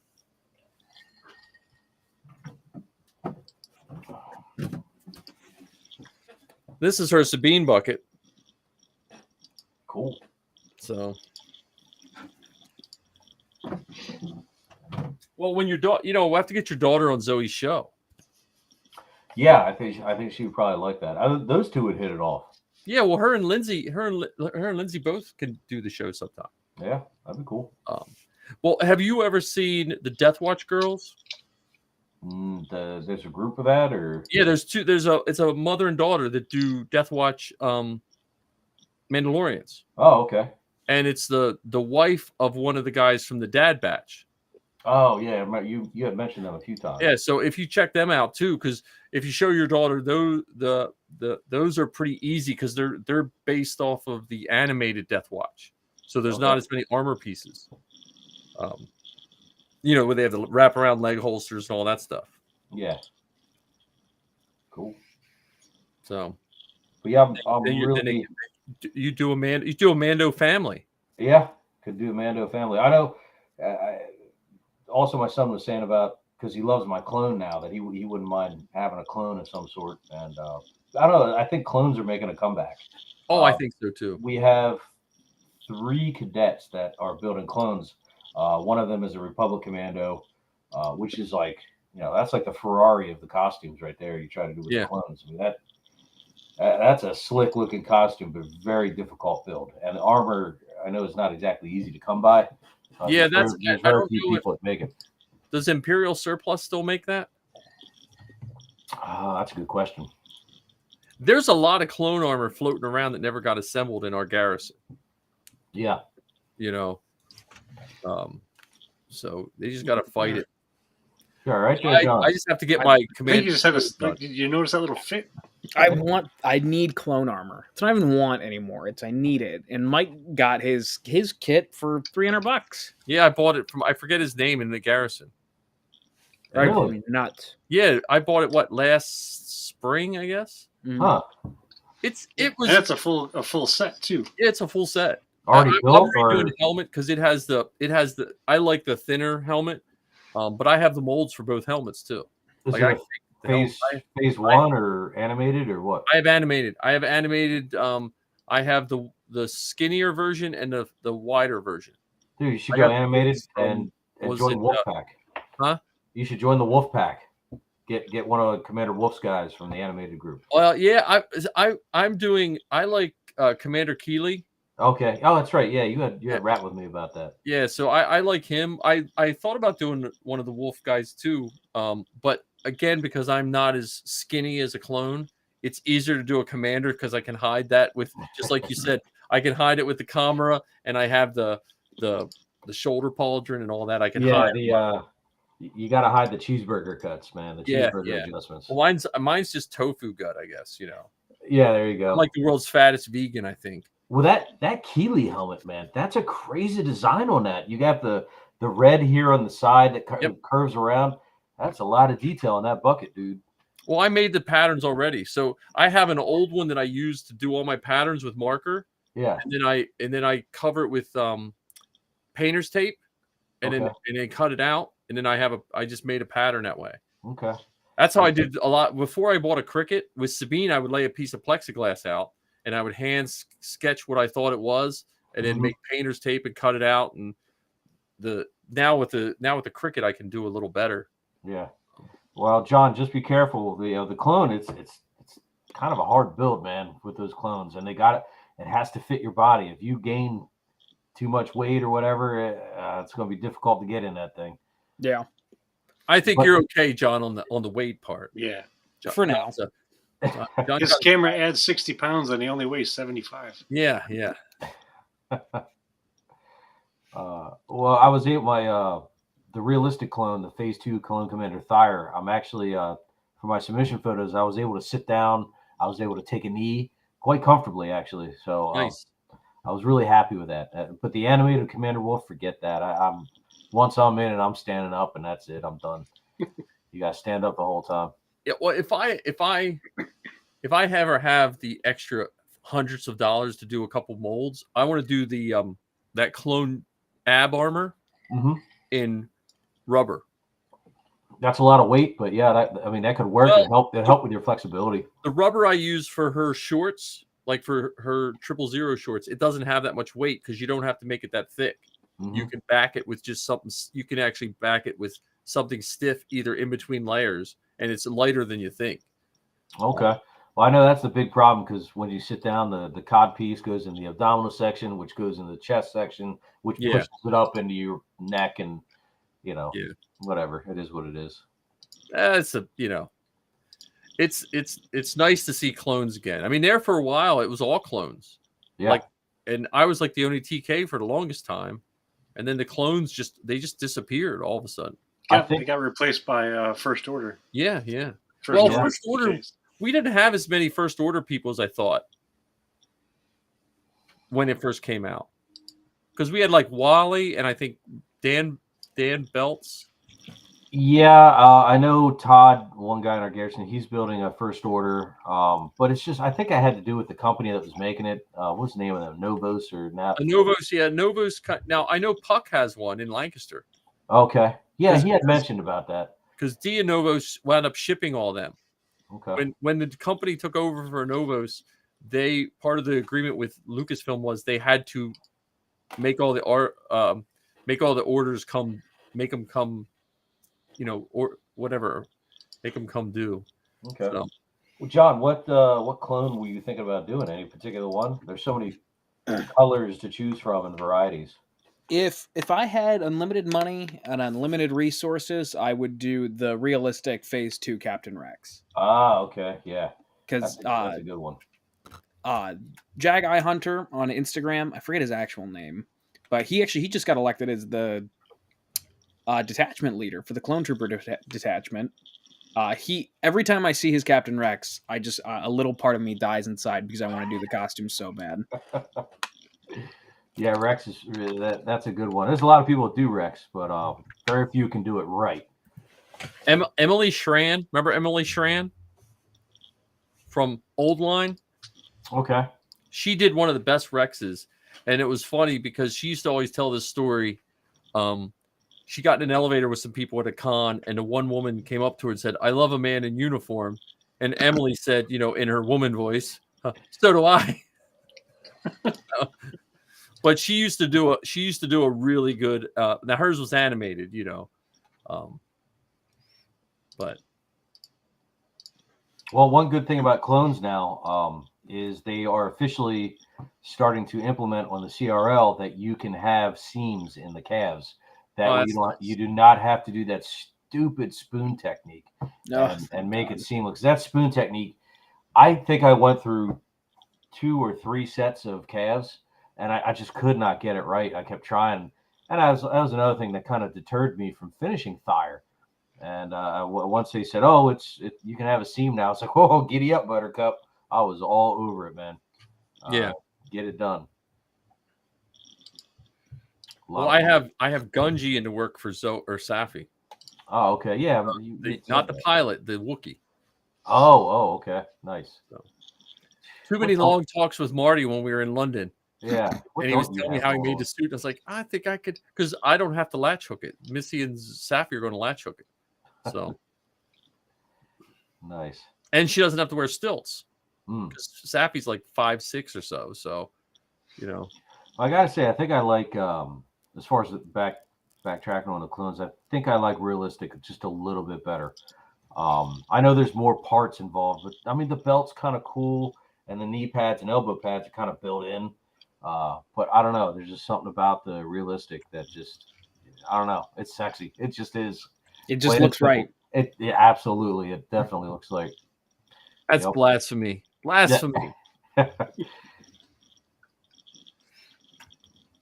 But the wolf that I picked up was already pre-built, and that was built by Ryan Satches. Yeah. And so now not only do I have his biker scout, but I also now have his clone commander Wolf. Oh, you have his biker scout? Yeah. Oh, yeah.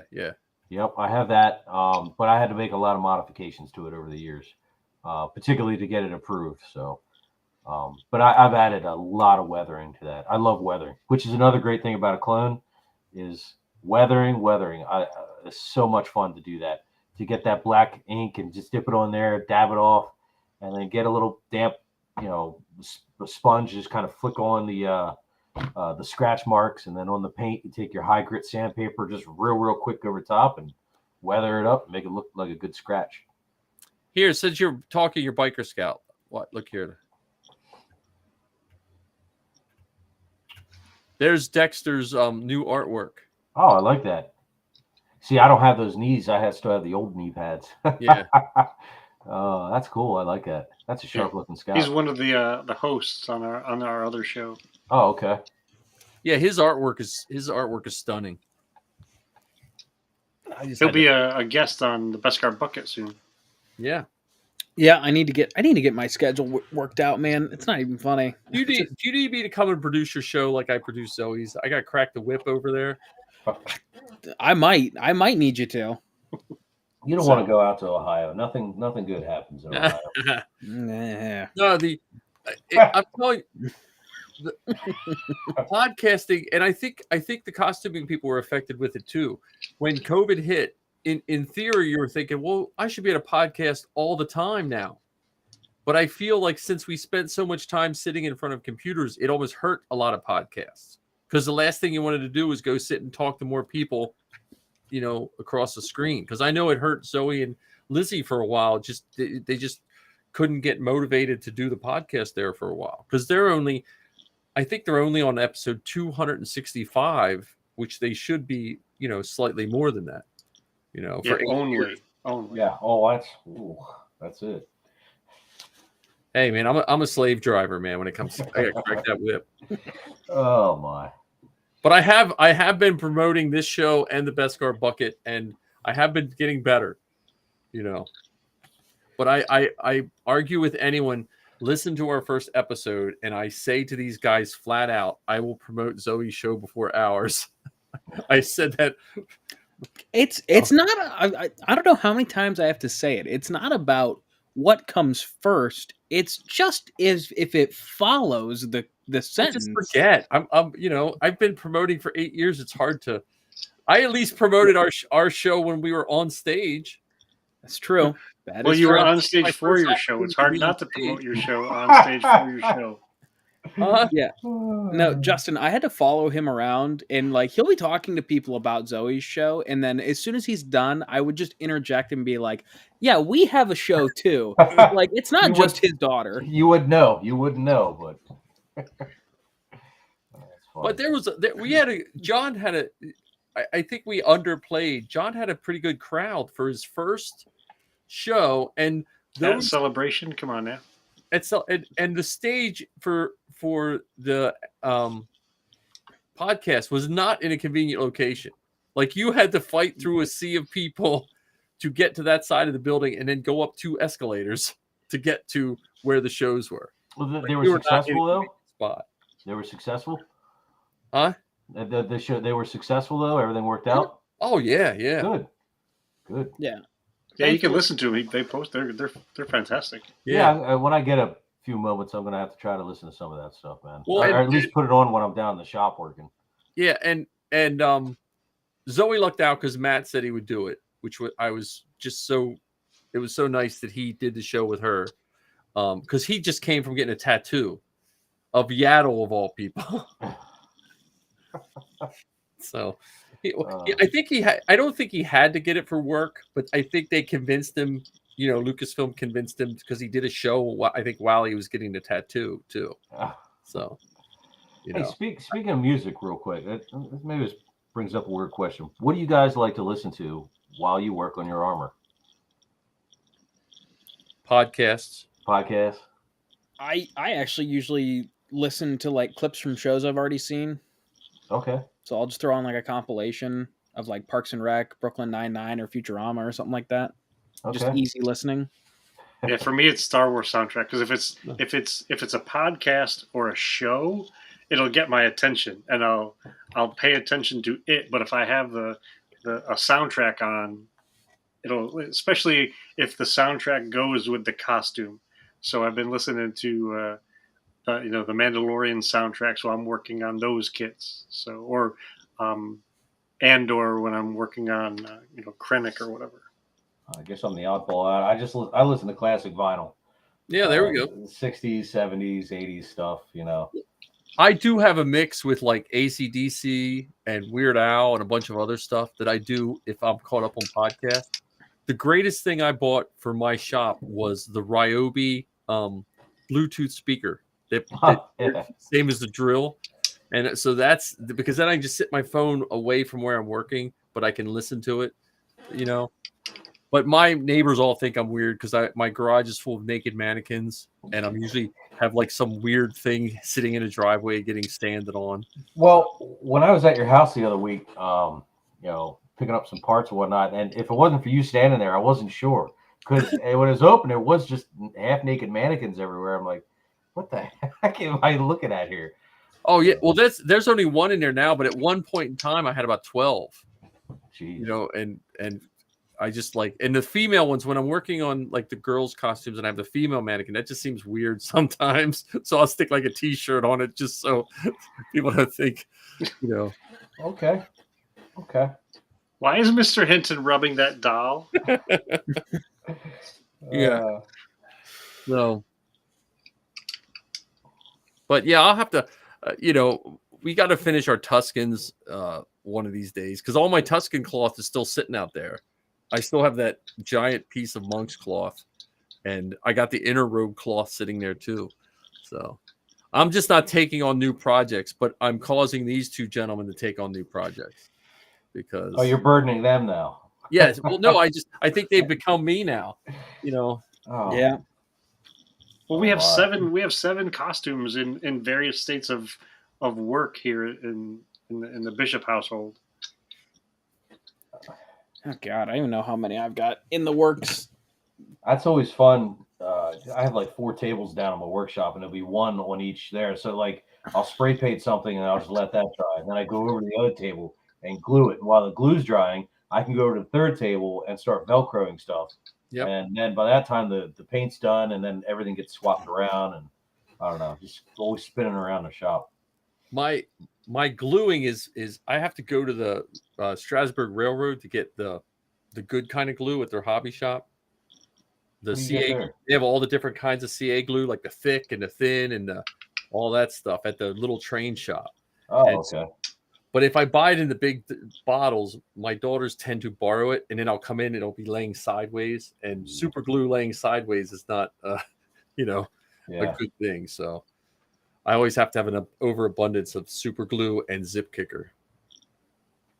And now they make CA glue remover. Last time I was there, they sold CA glue remover. I usually use that E6000 stuff or whatever, E600 or E6000. Yeah. That's what I usually use. I use that, but my TK, I told these guys, my TK arms came apart at the 4th of July parade one year. The E6000 just like melted apart. Oh, no, man. That's awful. So I was high-fiving kids, and by the end, I had to hold the arm together while I high-fived them. So that happened. I don't know if I told you that my very first troop, it was like 97 degrees. We're up at Hershey doing a Make-A-Wish or something for the Children's Hospital. And as I'm trooping in my shadow trooper, all of a sudden I started seeing light coming through inside the bucket. I'm like, what's going on? I kept going about my business. Well, here the dome stayed put, and the face and the back just started sliding down. All the glue melted. It was that hot out. It all started. I was like, oh, I got to go in malfunction. I'm sitting there holding it all up, running back to the changing room to slap some Velcro on it real quick. Is that an FX kit? Is that FX? Yep, one of the last ones left out there. Yeah, well, I think you still have one. All FX, but my bucket. And those kits last forever. Like they take a massive beating. Yep. And they just take a licking and keep on kicking. Yeah, I mean, I'll retire mine as soon as I get once I make that first cut on the FX kit, I'll knock that thing out quick. It's just that first cut. I just don't, It's that 90 gauge ABS plastic. It's just brilliant. I love it. Well, when you probably bought yours about the same time as I bought mine, FX was the only one that sold in pre-cut. Like it was like 90% cut. You literally, mine came with all cut, and then it came with a big bundle of strapping. Yeah. The crap Velcro. Yeah. But I didn't know at the time. I put it on the first time I wore it to I forget what, and it was fine. But the second one we did something, and I could feel my butt plate all of a sudden sliding down because the Velcro came off the and my butt slowly sliding down the back. That Velcro it comes with was trash. I remember my forearm separated and nightmare. I've since just ripped out all that Velcro, replaced it with industrial strength, the 10-pound stuff, and now they got that 15-pound crap, which works really, really well, but it's a lot thicker. That's the only problem with that. I soaked all mine in CA glue, and stuck it on. Mine's all snaps. And Marty likes Velcro. He keeps telling me to go to Velcro because the only problem with snaps is you can't fix it yourself. Yes. Like, and where the Velcro, you can kind of, That's why, and I'm seeing an evolution, and just maybe it's my own costume building process, but starting with the crap Velcro, and I never did snaps. I think I had snaps for like a little bit here and there, removed them all, industrial strength Velcro, and it's held on. But now I'm moving on to magnets, the heavy duty earth magnets, and that's really helping. Like for the garter belts, so I have the magnets wrapped in Velcro, and then in the inside of the thighs is the magnets and Velcro. Nice. So it's like doubles up on itself. But what I also did was the inside of the chest piece I lined with earth magnets, and then the top of the abdominal section is lined with earth magnets on the front and back for the TK. Okay. So when I go to take a knee, I just lift the chest up, and I can take my knee, and when I go stand up, I let it go, and it just it snaps back into place. Oh, nice. So if I go to move from the side, it automatically shifts back in, and what we call a gig line in the Army, your gig line, it's automatically just straightens right out for you in the front and back. And I absolutely love the way that works. That's cool. You should make a video of that and post it up. You're not the first person to tell me that. My GML actually said to post that up. I love the way that works. Yeah, that'd make a good video to post up. I might do that. What do you think, John? Oh yeah, no, that's genius. So you have 3 votes here. See, I have Zoe's jetpack for her Sabine, and I'm trying to get the magnets to work for that because I put magnets in that. The problem with putting magnets in soft goods is when you take it out of the tote, if you don't have it put away right, you're going to wind up tearing those clothing apart trying to keep those magnets apart. Yeah. I also use magnets on the hand plates now. Yeah. So I actually have them Velcroed. It's underneath the Velcro. So I have magnet and then it's glued. And then the Velcro. So with the hand plates, I just throw them on and they snap right on right away. And then you're going to walk next to something metal and we'll just see a death trooper stuck to I do that sometimes. Like Terminator. Where I just kind of it snaps onto a car or whatever. But I did that with the knee plate as well. I use the magnet, so it never comes off, so I can put it on by myself. I'd throw it down there, and it automatically flips around and snaps on. Nice. So I don't have to do anything. So you can jump out a window, and we can throw the armor out. And it just like Iron Man. It all just comes flying at me. Let me see, what else did I do that with? The Biker Scouts blaster, the stump blaster. Yeah, we were talking about the foot blaster earlier, me and Ken. Yes.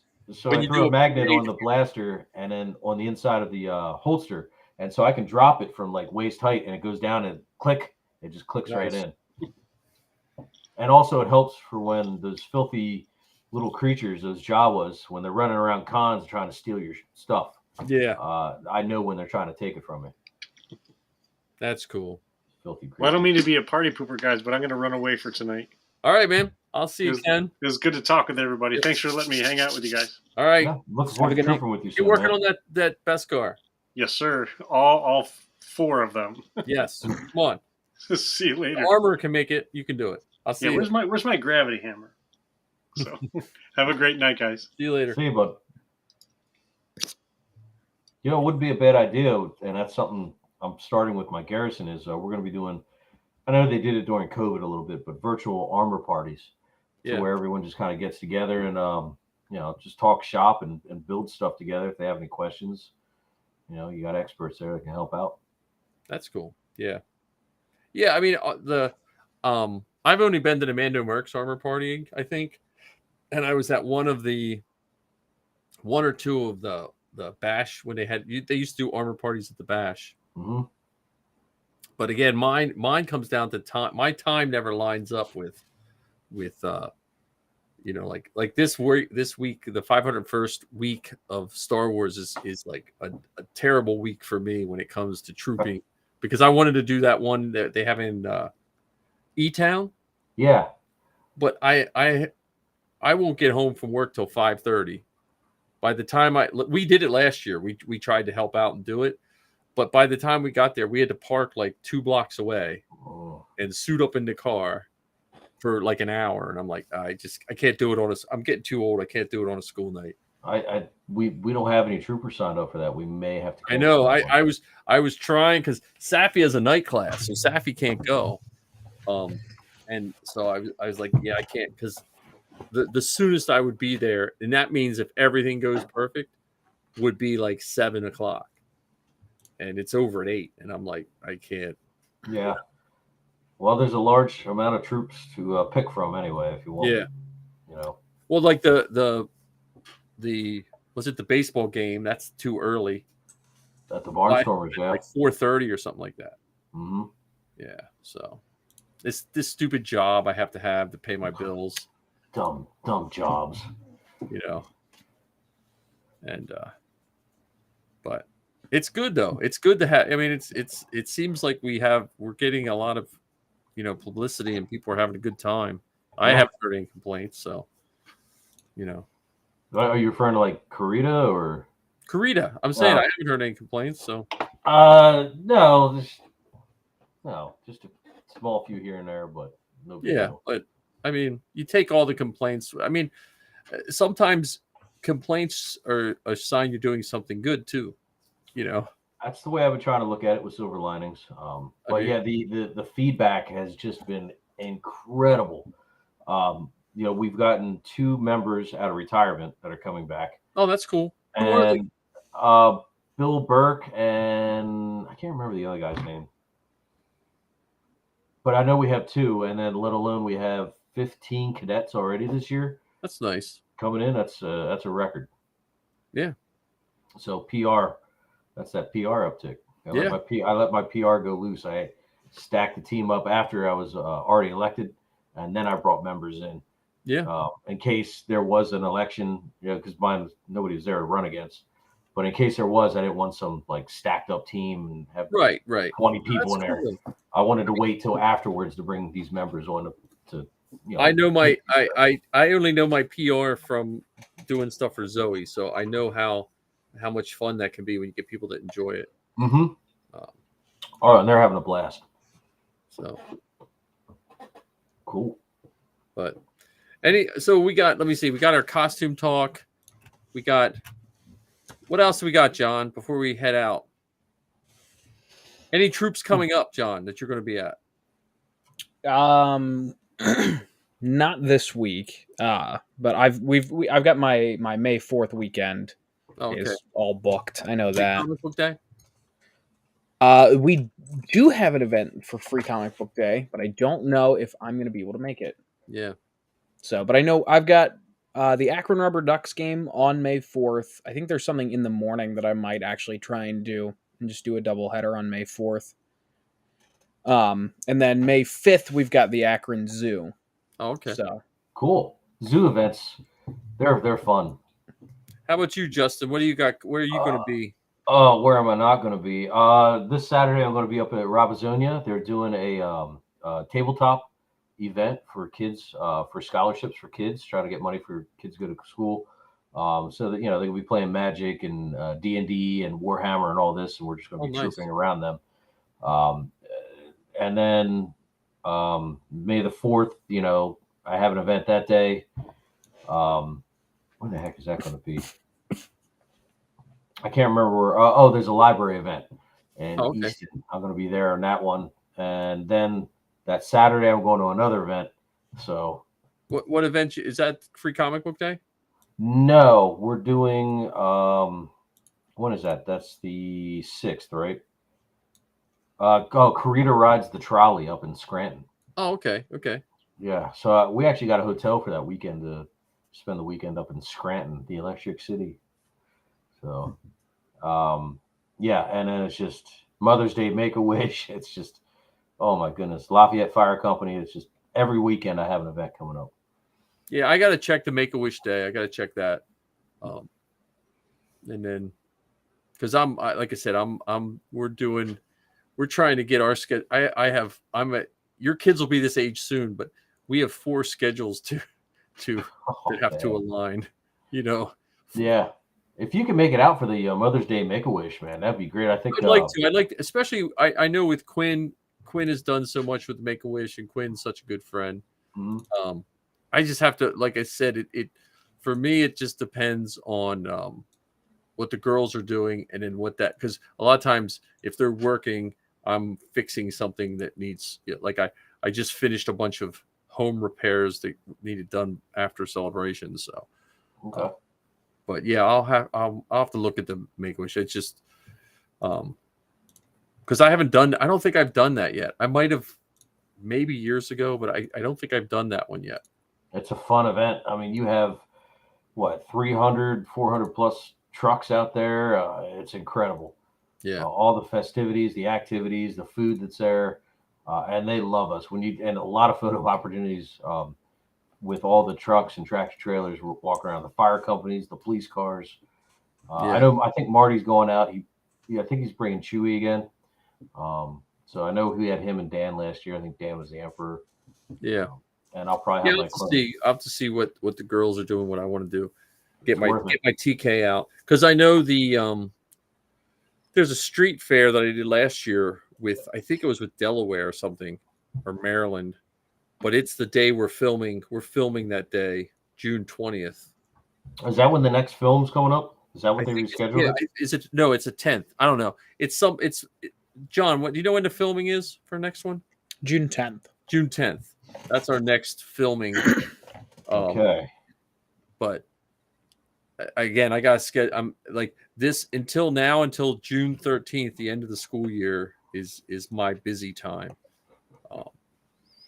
And then I'm trying not to add a whole, like, unfortunately, usually I put everything off until June, and then my June's even busier. This year I'm trying to keep caught up with that kind of stuff. Yeah. Hey, John, if you need help with your clone, let me know, man. Did you get the kit already or no? No. If anything, if I don't luck out and find like a good deal like Mike did, I'll probably end up printing mine. Okay. Yeah, Galactic Armory, man. I'm still amazed at his files. Mm-hmm. For yeah, because he got his Coruscant Guard officer from Battlefront 2. That's completely 3D printed, and he got that approved. Yeah. Okay. So it can be done. It's just the finishing. It's the 3D printing is just another tool, like vacuum molding or sculpting or anything. Well, if you don't, I know Imperial Surplus has a great stock of stuff. Right. As far as clones, if you don't want to print a clone out. Well, if they're running their yard sale, sometimes I know some guys that live in that area. I can always ask them if they're going to see if they can get like a B grade pool, because a lot of his B grade pools are better than what people sell as A grade pools. And the thing is, with a B grade, it's a clone. It doesn't matter. Like you can But mark it off as weathering. His B grade a lot of times just means it has a thin spot. You back that with fiberglass and you'll never see it. There you go. But I didn't see Kevin at Celebration London, but I ran into him at Celebration Anaheim last year. Okay. So cool, man. He's a good guy. His stuff's good, but that's, I mean, it's one, or like if you 3D print something, John knows it's cheaper at one end, but I think if you price it out, you're probably still doing it cheaper 3D printed, but not by enough. Not by, yeah. And a day in a hot car with any 3D print, you could, I mean, ABS will still melt, but it won't distort as much as some of that. Yeah, and what you save with the 3D print, you can use that to spend, especially if you're doing Rex, for the belt, the comma, the holsters. You're going to need that. I don't think he has any other ammo belts or anything like some of the other commanders do. Yeah, he's got the pauldron and the ammo patch, or the ammo pouch. I have a vac formed pauldron. Really? Yeah, I have a vac form one. That's what I'm using for my Keeley. I don't know where it came from. Someone gave it to me years ago. They're like, "Hey, do you want?" Because there for a while, people just give me stuff. I was like, "Yeah, I'll take it." When you put that pauldron on, make sure you have somebody else pushing it down a little bit before you set where you want your Velcro. Because if not, it's going to be sitting up higher, which is going to run into the bottom chin of the clone, and then your head's going to be up, and it's just. Well, what's nice about mine? It's like as thin as ABS armor. Oh, really? Yeah, the And one then I have. I have to glue and finish I'll have to make sheets out of the foam and treat them and put them on. But the Okay. actual thing is, it's just a piece of ABS vacuum formed plastic. Yeah, the one I have is, oh, girl, she thick. Yeah, no, this yeah, is like paper thin. yeah, she is thick, and it's got some serious weight. But yeah, that's way down. That's down the line. I'm trying to get all my other things. John might benefit because I might, by the time I get Vader done, I might just be like, I'm not doing a clone. I'll call you up, John, and That's what I'm waiting for. Because I can paint over that. You're buying time. That's what you are. Yeah, well, because I got other costumes I can be working on. Yeah. So, well, your Din's good. Well, Well, what do you mean? Listen, you got a start of a Din. The undersuit alone is the. Well, it's not even the right undersuit. Oh yeah, because you have the undersuit for the Pinto. The funny thing is, I bought the Beskar undersuit that Cosplay Sky had. Yeah. And, by the time that...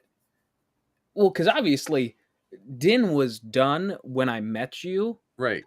And then I started looking deeper into the 501st at that point, and then I realized, it's just not even... Because I've got the blue undersuit, not the dark brown. Well, you could just use that for a custom Mando.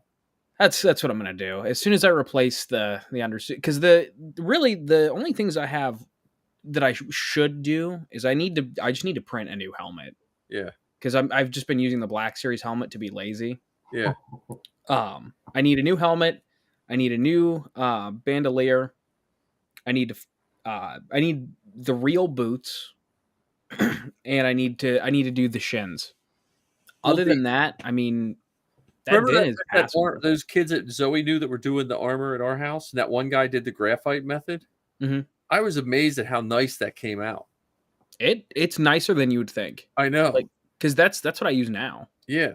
So, and that was a 3D print. These were friends of Zoe's that didn't even know what costumes were, and they're out there making. I printed up the last time we had a bunch of people here. I think I printed up a half dozen,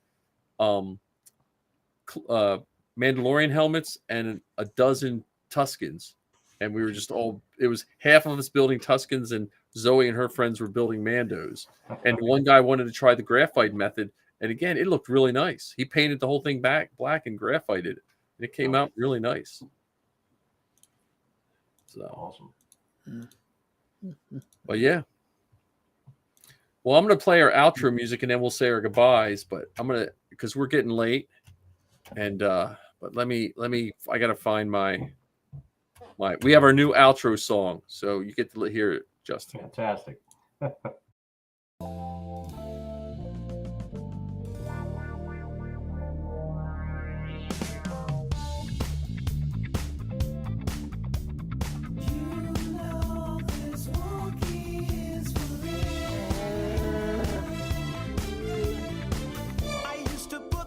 Starships, but then my Falcon's hyperdrive just slipped.